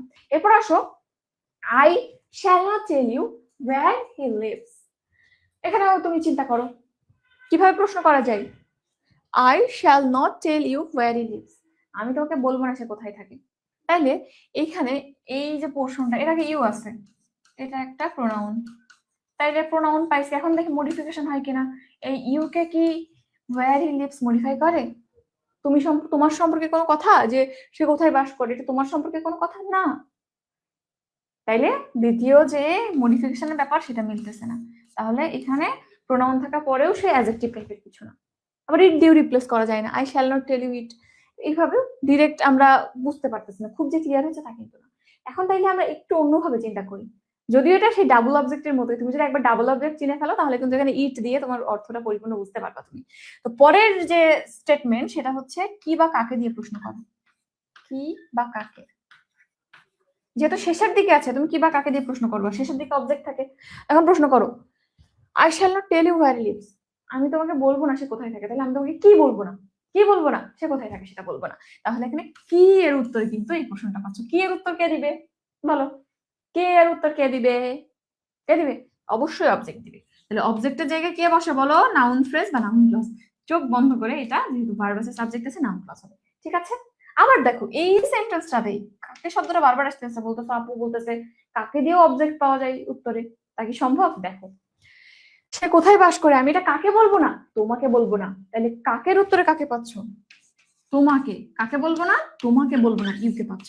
এই ইউটাও কিন্তু একটা অবজেক্ট, এবং এক্ষেত্রে আমি তোমাকে একটু আগেই বললাম যে ডাবল অবজেক্টের ক্ষেত্রে যখন কোনো সেন্টেন্সের ডাবল অবজেক্ট থাকে, একটাকে ডিরেক্ট অবজেক্ট বলে, একটাকে ইনডিরেক্ট। যেটা বস্তুবাচক এটা ডিরেক্ট, আর যেটা ব্যক্তিবাচক এটা ইনডিরেক্ট। ঠিক আছে, ওকে, এটা গেল। এবং কি কাকে এবং কে, এই জিনিসটা কিন্তু খুব ইম্পর্টেন্ট। অনেক সময় অবজেক্ট তোমরা চিনতে পারো না, সুতরাং প্রশ্ন করবা কি বা কাকে দিয়ে, যদি উত্তর পাও সেটা অবজেক্ট। অবজেক্ট কি হিসেবে ব্যবহৃত হয়? নাউন ফ্রেজ বা নাউন ক্লজ। এরপর আসো, I do not know if he will কাম।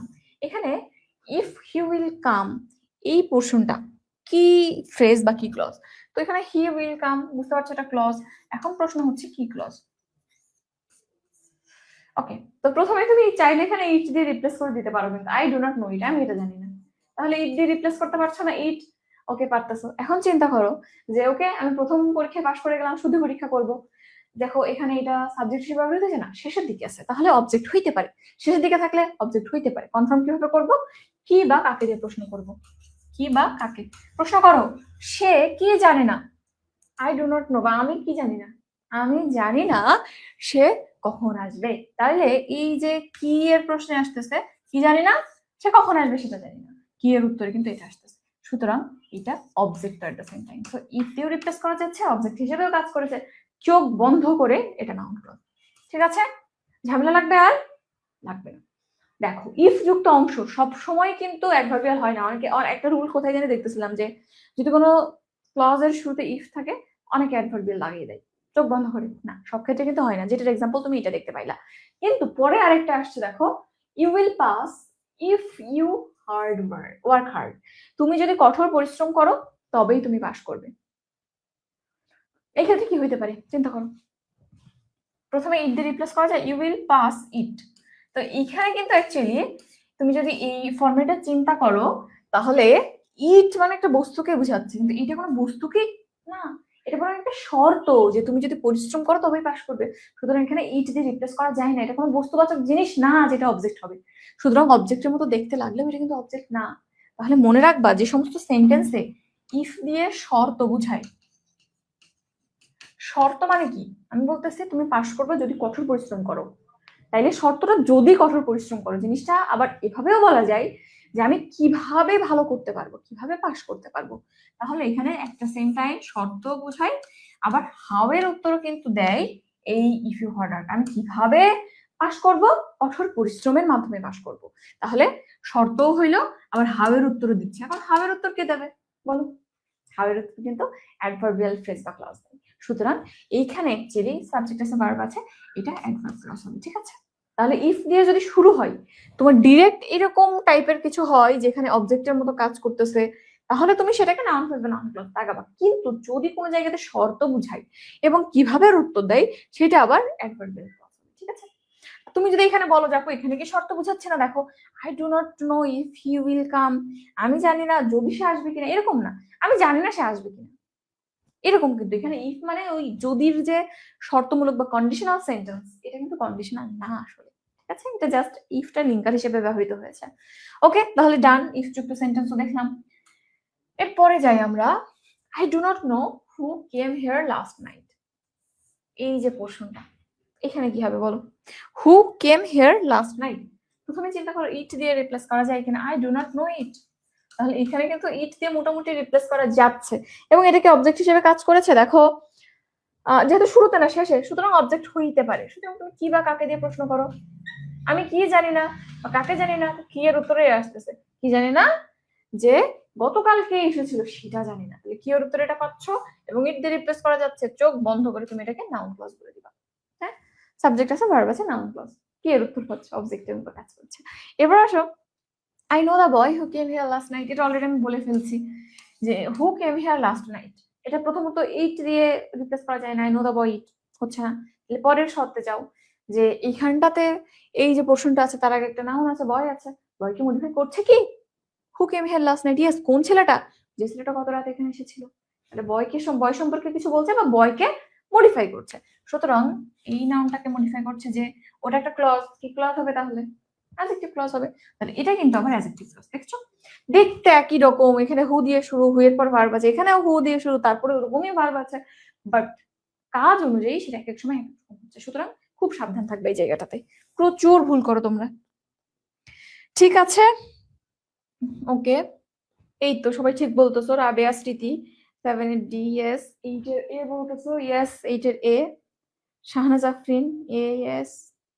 6 বলেছো, মোনামি, উম্মে জয়নাব, নাজমিন ইয়াসমিন, সিথি। হ্যাঁ, সবাই কিন্তু মোটামুটি ঠিক বলতেছো। এবং দেখবা আজকে যদি এই ক্লাসটা আসলে মনোযোগ দিয়ে করো, প্র্যাকটিস করতে যাও, আসলে দেখবা যে মনোযোগ ছিল কিনা। এখানে আমি আমার জায়গা থেকে কোনো ঘাটতি রাখিনি, যত বই আছে সব ঘেটে ঘেটে কত সহজভাবে তোমাদের বলা যায় সেটা চেষ্টা করেছি। তোমার দায়িত্ব এখন বইতে প্র্যাকটিস করা, এবং যদি না বুঝো আমাদের টেলিগ্রাম গ্রুপ আছে না, টেলিগ্রাম তোমাদের যে ফ্রি উইকটা চলতেছে, এখানে শুধু ক্লাস এন্ড এক্সাম না, তোমাদের মেন্টরিং সাপোর্ট সমস্ত কিছু, তোমরা গোল্ড ডিগার্সে যা পাও সবকিছু তোমাদেরকে দেওয়া হবে। সুতরাং যদি কোনো জায়গাতে ঝামেলা লাগে, কঠিন লাগে, তুমি টেলিগ্রামে ঢুকো, টেলিগ্রামে ঢুকে আমাকে মেনশন দিয়ে কোশ্চেনটা ছেড়ে দাও, আমি তোমাকে বুঝিয়ে দিব। ঠিক আছে, এরপরে আসো পরের question, I know the man hmm everybody likes. তো এই জায়গাটাতে আই নো দ্য ম্যান, এরপর ইট দিয়ে রিপ্লেস করতে চাও, আই নো দ্য ম্যান ইট হচ্ছে না, তাহলে পরের রুলে যাও, এর আগে কোনো নাউন বা প্রোনাউন আছে, ইয়েস ম্যান মানুষ, একটা নাউন আছে, তাহলে শুদ্ধি পরীক্ষা কি বলো?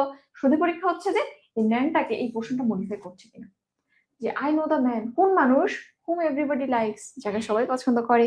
এই যাকে সবাই পছন্দ করে, এই কথাটা কার সম্পর্কে বলা হচ্ছে? এই মানুষটা সম্পর্কে, ওই মানুষটা যাকে সবাই পছন্দ করে। তাহলে এই ম্যানটাকে কিন্তু মডিফাই করছে, তাহলে এটা কি হবে? মানুষকে মডিফাই করছে, একটা নাউনকে মডিফাই করছে, অ্যাডজেক্টিভ। ফ্রেজ নাকি ক্লজ? অবশ্যই এভরিবডি এন্ড লাইক সাবজেক্ট আছে, ভার্ব আছে, ক্লজ হবে। তাহলে এটাও কিন্তু অ্যাডজেক্টিভ ক্লজ। ঠিক আছে, ওকে। আবার দেখো একই ফরম্যাটের আরেকটা question, I do not know whom she is teaching. তাহলে আমি জানি না সে কাকে পড়াচ্ছে, এই ক্ষেত্রে কি হবে? আই ডু নট নো ইট, ইট দিয়ে রিপ্লেস করা যায়? যায়। এখন শুধু পরীক্ষা করো, যেটা সাবজেক্টের মতো কাজ করছে না, শেষে আছে, তাহলে অবজেক্ট হয়ে যাবে। কি দিয়ে প্রশ্ন করো যে I do not know whom she is teaching, সে কাকে পড়াচ্ছে আমি জানি না, সে আমি কি জানি না, কি এর উত্তরে আসছে কাকে পড়াচ্ছে সেইটা জানি না। তাহলে এটা কি এর উত্তর দিচ্ছে, আবার ইট দিয়ে রিপ্লেস করা যাচ্ছে, দুইটা রুলি মেরে গেল, একদম চোখ বন্ধ করে এটা নাও। ঠিক আছে, ঝামেলা লাগবে? ইনশাল্লাহ লাগবে না। পরের কোশ্চেন দেখো, I cannot say whose book this is. তাইলে এখানে আমি বলতে পারি না এটা কার বই, তো এখানে ইট দিয়ে রিপ্লেস করা যায় কিনা দেখো, আই ক্যানট সে ইট, আমি এটা বলতে পারি না। আই ক্যানট সে ইট, ইট দিয়ে রিপ্লেস করা যাচ্ছে কিন্তু আমি এটা বলতে পারি না। এখন দ্বিতীয় কথা, শুদ্ধ পরীক্ষা সাবজেক্টের জায়গায় আছে না, শেষ দিকে আছে, তাহলে তুমি অবজেক্ট মনে করে কি দিয়ে প্রশ্ন করো। আমি কি বলতে পারি না, আমি বলতে পারি না এটা কার বই, এটা কার বই এটা বলতে পারি না, তাহলে কি দিয়ে প্রশ্ন করলে উত্তরে এটা পাচ্ছি আমরা। তাহলে ইট দিয়ে রিপ্লেস করা যায়, কি এর সাবস্টিটিউশনে উত্তর দেয়, তাহলে এটা কি হবে বলো? এটা ফ্রেজ নাকি ক্লজ? দেখো ফ্রেজ নাকি ক্লজ? দিস ইজ সাবজেক্ট আছে, ভার্ব আছে, তাহলে এটা ক্লজ। কি টাইপের ক্লজ? ইট দিয়ে রিপ্লেস করা যাচ্ছে, আবার কি এর উত্তর দিচ্ছে, দ্যাট ইজ অবজেক্টের মতো কাজ করতেছে, নাউন ক্লজ। ঠিক আছে, ওকে, এত কথা আর বলবো না, এবার ফার্স্ট হবে। I have invited my friends whose parents are in India. আমি আমার সেই ফ্রেন্ডদেরকে ইনভাইট করেছি যার বাবা মারা ইন্ডিয়াতে থাকে। তো এই জায়গাতে দেখো প্রথমে ইট দিয়ে রিপ্লেস করা যায় কিনা, I have invited my friends, ইট হচ্ছে না। তাহলে পরের কথা চিন্তা করো যে ওই ফ্রেজ বা ক্লজের আগে কোনো নাউন বা প্রোনাউন আছে কিনা। ইয়েস, নাউন আছে, বুঝছো, noun, my friends, plural noun আছে। এখন চিন্তা করো যে পরের পোরশনটা ওই মাই ফ্রেন্ডস পোরশনটাকে মডিফাই করছে কিনা। এখানে দেখো আমার কোন ফ্রেন্ডরা, সেই ফ্রেন্ডরা যাদের পিতামাতারা ইন্ডিয়াতে থাকে, those friends whose parents are in India. তাহলে এইখানে এই যে যাদের পিতামাতারা ইন্ডিয়াতে থাকে, এই কথাটা কাদের সম্পর্কে বলা হচ্ছে? এই ফ্রেন্ডদের সম্পর্কে। তাহলে ইট দিয়ে রিপ্লেস করা গেল না। দ্বিতীয় রুলে দিয়ে দেখলাম এখানে একটা নাউন আছে এবং পরের পোরশনটাই নাউনকে মডিফাই করছে, তাহলে দুইটা রুলই মিলে গেল, অবশ্যই এটা একটা অ্যাডজেক্টিভ ক্লজ হবে। ঠিক আছে, ওকে, ক্লজ এন্ড ফ্রেজে তো আশা করি ঝামেলা থাকবে না। পরেরটা দেখো, do you know which his house is. তো এই জায়গাটাতে কি হইতে পারে এটা চিন্তা করো। ডু ইউ নো, ইট দিয়ে রিপ্লেস করা যায় না? বলো, ইট দিয়ে রিপ্লেস করা যায় না? যায়। আই ডু নট নো, বা এখানে যদি প্রশ্ন আকারে আসছে ডু ইউ নো ইট, তুমি কি এটা জানো? আচ্ছা, যদিও এখানে আসলে স্টেটমেন্ট একটু অন্যরকম, তো দেখো এখানে তুমি কি এটা জানো এরকম ভাবে প্রশ্ন আসতেছে, ডু ইউ নো ইট, তুমি কি এটা জানো? তো এখানে প্রথমে তো ইট দিয়ে রিপ্লেস করা যায়। দ্বিতীয় কথা হচ্ছে তুমি যেহেতু ইট দিয়ে রিপ্লেস করতে পারছো এবং শেষ দিকে আছে কি দিয়ে প্রশ্ন করো, অবজেক্ট কিনা যাচাই করতে, তুমি কি জানো, তুমি কি জানো, বা হচ্ছে এখানে আসলে প্রশ্ন তো অলরেডি হয়ে গেছে, তাহলে কি আর প্রশ্নে কি জানো, তাহলে এইটাই যে তার বাড়ি কোনটা, কি এর উত্তরে আসছে তার বাড়ি কোনটা, এইটা জানি কিনা আমি জিজ্ঞেস করছি। সুতরাং এটা কিন্তু আবার কি এর উত্তরও দিচ্ছে, তাহলে এটা ইট দিয়ে রিপ্লেস করা যাচ্ছে, কি এর উত্তর দিচ্ছে, দ্যাট ইজ অবজেক্টের মতো কাজ করছে, সুতরাং এটা নাউন ক্লজ। পরেরটা আসো, I know the house which he got built last year. তাহলে এই জায়গাটাতে I know the house, I know the house it হচ্ছে না। পরের রুলে এই পোর্শনের আগে দ্য হাউস আছে এবং পরের পোর্শনটা দেখো কোন বাড়িটা, which he got built last ইয়ার, যেটা গত বছর সে বানিয়েছিল, তাহলে এই পোর্শনটা কিন্তু এই হাউসকে মডিফাই করছে। সুতরাং এদের আগে একটা নাউন আছে এবং এই নাউনটাকে এই পরের পোর্শনটা মডিফাই করছে, কোন বাসাটা, যে বাড়িটা সে গত বছর বানিয়েছিল। তাহলে এই দুই শর্তেই মিলে যাচ্ছে, এই নাউনটার মডিফায়ার হচ্ছে, তো অবশ্যই সেটা অ্যাডজেক্টিভ ক্লজ। ঠিক আছে, একই টাইপের জিনিস। এরপর দেখো, হি gave me the same book that I wanted. এখানে কি হবে বল, একদম সহজ, ইট দিয়ে রিপ্লেস করা যায়, he gave me the same book it, না হচ্ছে না। তাহলে পরের রুলে যাও, এই পোর্শনটার আগে বুক আছে একটা নাউন এবং দেখো পরের পোর্শনটাকে মডিফাই করছে কিনা। ইয়েস, দেখো দ্যাট আই ওয়ান্টেড, কোন বইটা, যে বইটা আমি চাইতাম, যে বইটা আমি খুঁজছিলাম, তাহলে এই পোর্শনটাকে কিন্তু মডিফাই করছে পরের পোর্শনটা। সুতরাং এই পোর্শনটার মডিফায়ার, নাউনের মডিফায়ার অ্যাডজেক্টিভ, তাহলে এটা কি হবে, আই আছে, ওয়ান্টেড আছে, সাবজেক্ট আছে, ভার্ব আছে, অ্যাডজেক্টিভ ক্লজ হবে। পরেরটা দেখো একই রকম format, I know that he will come, আমি জানি যে সে আসবে। তাহলে এখানে প্রথমে চিন্তা করো, আই নো ইট, প্রথমেই তো হয়ে যাচ্ছে, আমি জানি এটা, আমি এটা জানি, তাহলে ইট দিয়ে রিপ্লেস করা যাচ্ছে। আবার পরে চিন্তা করো কি দিয়ে প্রশ্ন করো, যেহেতু অবজেক্টের জায়গায় আছে কি দিয়ে প্রশ্ন করে বের করার চেষ্টা করি। তাহলে আমি কি জানি উত্তর আসছে সে কখন আসবে সেটা আমি জানি, দুই দিক থেকে মিলে গেল, তাহলে কিন্তু তুমি এটাকে নাউন ক্লজ করতে পারছো। আবার তুমি আরেকটু অন্যভাবে চিন্তা করো, that he will come, that he will come is certain, সে যে আসবে এটা নিশ্চিত। তো এই জায়গাতে দ্যাট হি উইল কাম এই পোর্শনটা কি হইতে পারে, ইট ইজ সার্টেন। তুমি যদি কোনো একটা সেন্টেন্স বলো ইট ইজ সার্টেন, এটা নিশ্চিত, তাহলে কিন্তু পুরো একটা সেন্টেন্স হয়। এখন ইট দিয়ে রিপ্লেস করা যায়। আবার দ্বিতীয় কথা, শুধু ইট দিয়ে রিপ্লেস করলে হবে না, এটা কি নাউন যেভাবে কাজ করে তার মতো কাজ করছে কিনা যাচাই করতে হবে, এটা কি শুরুতে আছে, তাহলে কি দিয়ে প্রশ্ন করবা, না এখানে তুমি একটু অন্যরকম ভাবে সাবজেক্ট হয় কিনা সেটা নিয়ে চিন্তা করবা। তো এখানে প্রশ্নও করা লাগবে না, তুমি দেখো এটা ভার্ব, এটা অ্যাডজেক্টিভ টাইপ অফ কমপ্লিমেন্ট, তাহলে এই পোর্শনটা ভার্বের আগে আছে, কি হবে? সাবজেক্ট ছাড়া কিছু হওয়ার সুযোগ নেই। সুতরাং যদি শুরুতেও থাকে তাহলে ওইটা সাবজেক্ট হবে, তাহলে সাবজেক্টের জায়গায় নাউন বসে নাউন ক্লজ হবে। শেষ থাকলেও নাউন ক্লজ, শুরুতে থাকলেও এই ফরম্যাটে নাউন ক্লজ। ঠিক আছে, ওকে, এগুলোকে বুঝেছো? আচ্ছা, এরপর আসো, এরপরেও যদি এই টাইপের যে কোশ্চেনগুলো আমি দেখাচ্ছি, যদি কোথাও বুঝতে সমস্যা থাকে জাস্ট টেলিগ্রামে ঢুকে আমাকে মেনশন করে কোশ্চেনটা দিয়ে দিও। এরপরে আসো, I know the boy that lives here, আমি সেই ছেলেটাকে চিনিস যে এখানে থাকে। আই নো দ্য বয় ইট হচ্ছে না, আবার সে দ্বিতীয় রুলে যাও, দ্বিতীয় রুলে গেলে এই পোর্শনের আগে একটা নাউন আছে, পরের পোর্শনটা এই পোর্শনটাকে মডিফাই করছে কিভাবে? কোন ছেলেটা, যে ছেলেটা এখানে থাকে সেই ছেলেটা, তাহলে এইটা আবার এটা মডিফাই করছে, নাউনকে মডিফাই করছে, আবার এটা একটা ক্লজ, সো এটা অ্যাডজেক্টিভ ক্লজ। ঠিক আছে, অলরেডি অনেকগুলো দেখিয়ে ফেলছি। I am happy that she is successful, তো এই জায়গাতে আবার দেখো একটু অন্যরকম। আই এম হ্যাপি ইট, এখানে ইট দিয়ে রিপ্লেস করা যায় না, দেখতে একই রকম, দ্যাট লিভস হিয়ার। আবার দেখো that she is successful, kind of একই রকম জিনিস, একই রকম ভাবে স্টার্ট হয়েছে, তারপরে দুইটা আলাদা জিনিস, অর্থের ভিন্নতা আছে। দেখো এখানে আমি বলতেছি I know the boy that lives here, যে ছেলেটা এখানে থাকে তাকে আমি চিনি, এখানে জাস্ট দ্যাটটা একটা লিঙ্কার হিসেবে ব্যবহৃত হচ্ছে। কিন্তু এই জায়গাটাতে I am happy that she is successful, এখানে দ্যাট মানে কিন্তু যে না, এখানে বুঝাইতেছে আমি খুশি তার সফলতার জন্য, তাহলে এখানে তার সফলতার কারণে আমি খুশি, এরকম একটা এক্সপ্রেশন বুঝাচ্ছে। তো দেখো এইখানটাতে ওয়াই মানে কি, ওয়াই মানে কেন। তুমি যদি অ্যাসার্টিভ ফর্মে বলতে চাও তখন কি বলবা? কারণ। তাইলে এই ওয়াই দিয়ে প্রশ্ন করলে আমরা কি পাই উত্তরে? কারণ পাই। ওয়াই এর উত্তর কে দেয়? অ্যাডভার্ব দেয়। উত্তরে যেটা আসে সেটা কারণ, সুতরাং ওয়াই দিয়ে যে উত্তরটা পাবো সেটাও অ্যাডভার্বিয়াল, আবার যে কোনো পোর্শন যদি কারণ বুঝাই তাহলে সেটা অ্যাডভার্বিয়াল। তো এখানে অ্যাকচুয়ালি ওই কাজটা হচ্ছে, আমি খুশি। কেন খুশি? পরের পোর্শনটা কেন উত্তর দিচ্ছে দ্যাট শি ইজ সাকসেসফুল, এটা আসলে দ্যাটটা বিকজ এর মতো ব্যবহার হয়েছে, বিকজ শি ইজ সাকসেসফুল, সে সফল, এই জন্যই আমি খুশি। তো এই জন্য এই পোর্শনটা দ্যাট যদি এভাবে কখনো কারণ বুঝাই তখন কিন্তু ওইটা আবার ওই প্রথমটার মতো এমনি তো ইট দিয়ে রিপ্লেস করা যাচ্ছে না, সুতরাং এখানে অ্যাডভার্বিয়াল হবে। আবার তুমি যদি এখানে মনে করো এখানে হ্যাপি আছে, অ্যাডজেক্টিভ আছে, তো তাহলে মনে হয় অ্যাডজেক্টিভের মডিফায়ার হিসেবে অ্যাডভার্বিয়াল আসছে, ওই চিন্তায় গেলে এটা একটু একটু হইতে পারে, পুরোপুরি মিলবে না, কারণ এই পোর্শনটা দ্যাট হি ইজ সাকসেসফুল বা দ্যাট শি ইজ সাকসেসফুল ওইটা কিন্তু হ্যাপিকে আবার মডিফাই করছে না, হ্যাপি হওয়ার কারণ বুঝাচ্ছে বা ডিরেক্ট মডিফিকেশন না, যে কতটুকু খুশি কিরকম খুশি তা বুঝাচ্ছে না, কারণ বুঝাচ্ছে। সো ওই কারণের দিক থেকে ওয়াই এর উত্তর হিসেবে আমরা এটা পেয়েছি, ওই দিক থেকে এটা অ্যাডভার্বিয়াল। ঠিক আছে, যদি কোনো ক্লজ কারণ বুঝাই তখন সেটা অ্যাডভার্বিয়াল হয়। ঠিক আছে, কোথায় বুঝালাম অ্যাডভার্বিয়াল, কখন বুঝাইলাম অ্যাডভার্বিয়াল, কিভাবে হয়েছে এটা বুঝাইলাম অ্যাডভার্বিয়াল, আবার কেন হয়েছে কারণ এটা বুঝাইলাম অ্যাডভার্বিয়াল। ওকে ওকে, এই দুইটা দেখো তাহলে একেবারে ক্লিয়ার হয়ে যাবে।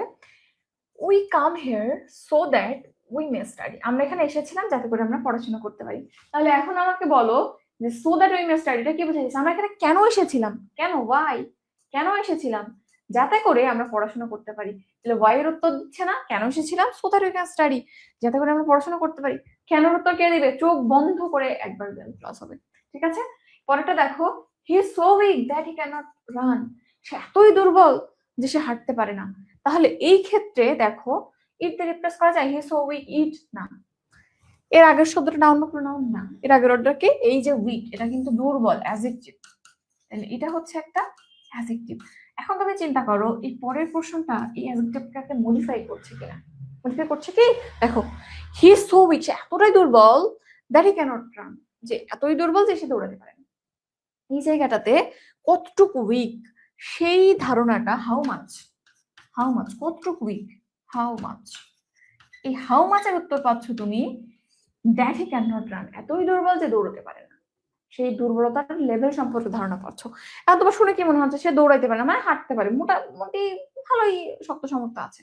অনেকে আছে এতই দুর্বল সে উঠেও বসতে পারে না, উঠে বসলে মাথা ঘুরে পড়ে যায়, সেইটা দুর্বলতার আরেকটা লেভেল। সুতরাং কতটুক দুর্বল, দুর্বলতাটা ঠিক কতখানি সেইটা তুমি পরের এই ক্লজটা দিয়ে বুঝতে পারছো, কতখানি দুর্বল। তাহলে উইক ওয়ার্ডটা মডিফাই হয়ে গেল, তো যেহেতু এটা একটা অ্যাডজেক্টিভকে মডিফাই করছে সুতরাং ওই দিক থেকে কিন্তু সে অ্যাডভার্বিয়াল ক্লজ হবে। ঠিক আছে, তাহলে আশা করি এটাও বুঝছো। এরকম অনেক আঙ্গিকে অনেক কিছুই আসবে ঘুরে ফিরে। ঠিক আছে? তো আমরা বেসিক যে প্যাটার্ন গুলো দেখাইলাম, দেখবা ঘুরে ফিরে এই সমস্ত জায়গা থেকেই কোশ্চেন হচ্ছে। ওকে, আরো কিছু বেসিক প্যাটার্ন বলেছিলাম, চলো আমরা দু একটা ম্যাথ কোশ্চেন দেখি, যদি কিনা আসলে খুব যে রিলেভেন্ট তা না। দেখো ম্যাথ কোশ্চেনে একটা, হি ওয়ার্কড উইথ অল সিনসিয়ারিটি, তারা পুরোপুরি নিষ্ঠার সাথে কাজ করলো। তাহলে এই যে উইথ অল সিনসিয়ারিটি, এই উইথ অল সিনসিয়ারিটি এটা কোনটা, ফ্রেজ বা কোন ক্লজ বলো? উইথ অল সিনসিয়ারিটি, সাবজেক্ট নেই ভার্ব নেই, এটা ফ্রেজ, কোনো সন্দেহ নাই। এখন তুমি এটাকে ইট দিয়ে রিপ্লেস করা যায়, হি ওয়ার্কড ইট, ওয়ার্ক কাজ করা, এটাও কিন্তু কাইন্ড অফ ইন্ট্রানজিটিভ ভার্ব, যেটা কখনো অবজেক্ট নিতে পারে না। ওয়ার্ক এটাও অবজেক্ট নিতে পারে না, কখনোই না, সুতরাং এটা অবজেক্ট না, ইট দিয়ে রিপ্লেস করার প্রশ্নই আসছে না, তাহলে এটা নাউন না, অন্য টাইপের মধ্যে। তো এর আগে চিন্তা করো, এটা কি নাউন বা প্রোনাউন? নো, এটা একটা ভার্ব, তাহলে দ্বিতীয় রুলেও যাচ্ছে না, তৃতীয় রুল, যেখানে আন্ডারলাইন ফ্রেজ বা ক্লজটার আগে কোনো ভার্ব বা অ্যাডজেক্টিভ থাকবে। তাহলে এই তৃতীয় রুলের মধ্যে আমি একটা ভার্ব পাইলাম। পরের প্রশ্ন হচ্ছে যে এই ভার্বটাকে এই ফ্রেজ বা ক্লজটা মডিফাই করছে কিনা। মডিফাই করছে কি? প্রশ্ন করো, সে কিভাবে কাজ করেছিল? কিভাবে কাজ করেছিল? পুরোপুরি নিষ্ঠার সাথে। সে কিভাবে বা হাউ এর উত্তর দিচ্ছে উইথ অল সিনসিয়ারিটি, এই প্রশ্নটুকু। তাহলে যেহেতু হাউ এর উত্তর দিচ্ছে, সেদিক থেকে অ্যাডভার্বিয়াল ফ্রেজ। আবার ওয়ার্ডটাকে মডিফাই করছে কিভাবে?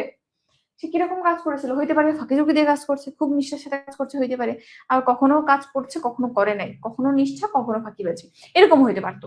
তো অ্যাকচুয়ালি কাজটা কিভাবে হয়েছে সেটা বোঝাচ্ছে এই প্রশ্নটা। সব দিক থেকে এটা কিন্তু অ্যাডভার্বিয়াল ফ্রেজ হবে। ঠিক আছে, পরেরটায় আসো। ওকে, এখানে ইন্ডিপেন্ডেন্ট ডিপেন্ডেন্টের পার্ট আছে। এই যে এই একটা প্রশ্ন, আ ক্লজ মাস্ট হ্যাভ, একটা ক্লজে কি থাকবে? অবশ্যই কি থাকবে? ক্লজ মানেই অবশ্যই একটা সাবজেক্ট থাকবে এবং একটা ভার্ব থাকবে। ক্লজ এই কনসেপ্টের বাইরে যাইতেই পারবে না। তাহলে অনলি ভার্ব না, শুধু ভার্ব থাকলে হবে না, সাবজেক্ট লাগবে। শুধু সাবজেক্ট তাও হবে না। Cause and effect, cause and effect কোথায় বোঝায়? কন্ডিশনাল সেন্টেন্সে কজ এন্ড ইফেক্ট বোঝায়। তো এখানে কজ এন্ড ইফেক্ট না, subject and verb. Yes, clause মানে একটা সাবজেক্ট একটা ভার্ব। তাহলে এখানে উত্তর কি হবে? ডি হবে। ওকে, আর এই যে জিনিসগুলো পরে আসছে এগুলো আমি তোমাকে অলরেডি সব দেখিয়ে ফেলেছি। ঠিক আছে, আই নো দ্যাট, কই আছে? এই যে I know what you want, আমি কি জানি, সেটা দিয়ে প্রশ্ন করতে পারো। আই নো ইট, ইট দিয়ে রিপ্লেস করতে পারো, তাহলে এটা আবার নাউন ফ্রেজের মধ্যে পড়তেছে। আর তুমি যদি এই টাইপ অনুযায়ী বলো হোয়াট ইউ ওয়ান্ট, তুমি কি চাও, হোয়াট, হুইজ, হু, এগুলো দিয়ে কি শুরু হয়? সাবঅর্ডিনেট ক্লজ, সেই দিক থেকে এটাও সাবঅর্ডিনেট ক্লজ।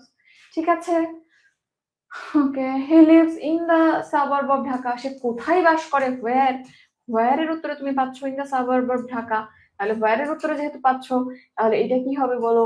এটা অ্যাডভার্বিয়াল ক্লজ হবে, সরি অ্যাডভার্বিয়াল ফ্রেজ হবে। ঠিক আছে, এরকম ওই টাইপের কোশ্চেন ঘুরে ফিরে এখানে আসছে, একটু দেখে নিবা। ওকে, তাহলে মোটামুটি আজকে এই পর্যন্তই ছিল। আমি তোমাদেরকে ফাইলটা দিয়ে দিব। এখন একটা জিনিস একটু চিন্তা করো। দাঁড়াও,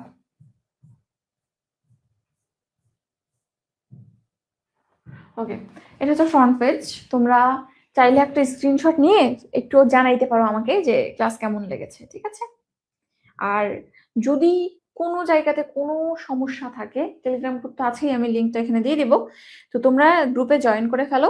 তোমাদের যে কোনো সমস্যা, শুধু ইংলিশ না কিন্তু, এখানে ফিজিক্স, কেমিস্ট্রি, বায়োলজি, ইংলিশ থেকে সবকিছু ক্লাস হবে। সুতরাং তোমাদের যে কোনো সাবজেক্টে যে কোনো সমস্যা তোমরা গ্রুপে কিন্তু আমাদের জানাইতে পারছো। এবং পুরো এক সপ্তাহ জুড়ে ফিজিক্স ক্লাস অলরেডি গতকাল একটা হয়ে গিয়েছে, আজকে ইংলিশ ক্লাস, আগামীকাল আবার ফিজিক্স ক্লাস আছে, তারপরে আবার কেমিস্ট্রি ক্লাস হবে, জিকে ক্লাস হবে। সো অনেকগুলা ক্লাসে তোমরা পাচ্ছ। সুতরাং তোমরা গ্রুপটা জয়েন করে ফেলো, আপডেট জানতে পারবে। এবং আগামীকালকে এইগুলার কিন্তু এক্সাম আছে এই টপিকটার, সুতরাং এক্সামটা একটু দিয়ে ফেলবা। কোথায় এক্সাম দিবা বলো? আমাদের ওয়েবসাইটে। তুমি টেলিগ্রামে জয়েন করে ফেলো, তাহলেই তুমি A to Z বুঝে ফেলতে পারবে সবকিছু, ওখানে সব ডিটেলস দেওয়া আছে। ওকে, এখন আমাকে বলো কোথাও কোনো সমস্যা আছে কিনা বা কারো কোনো কোয়েরি আছে কিনা।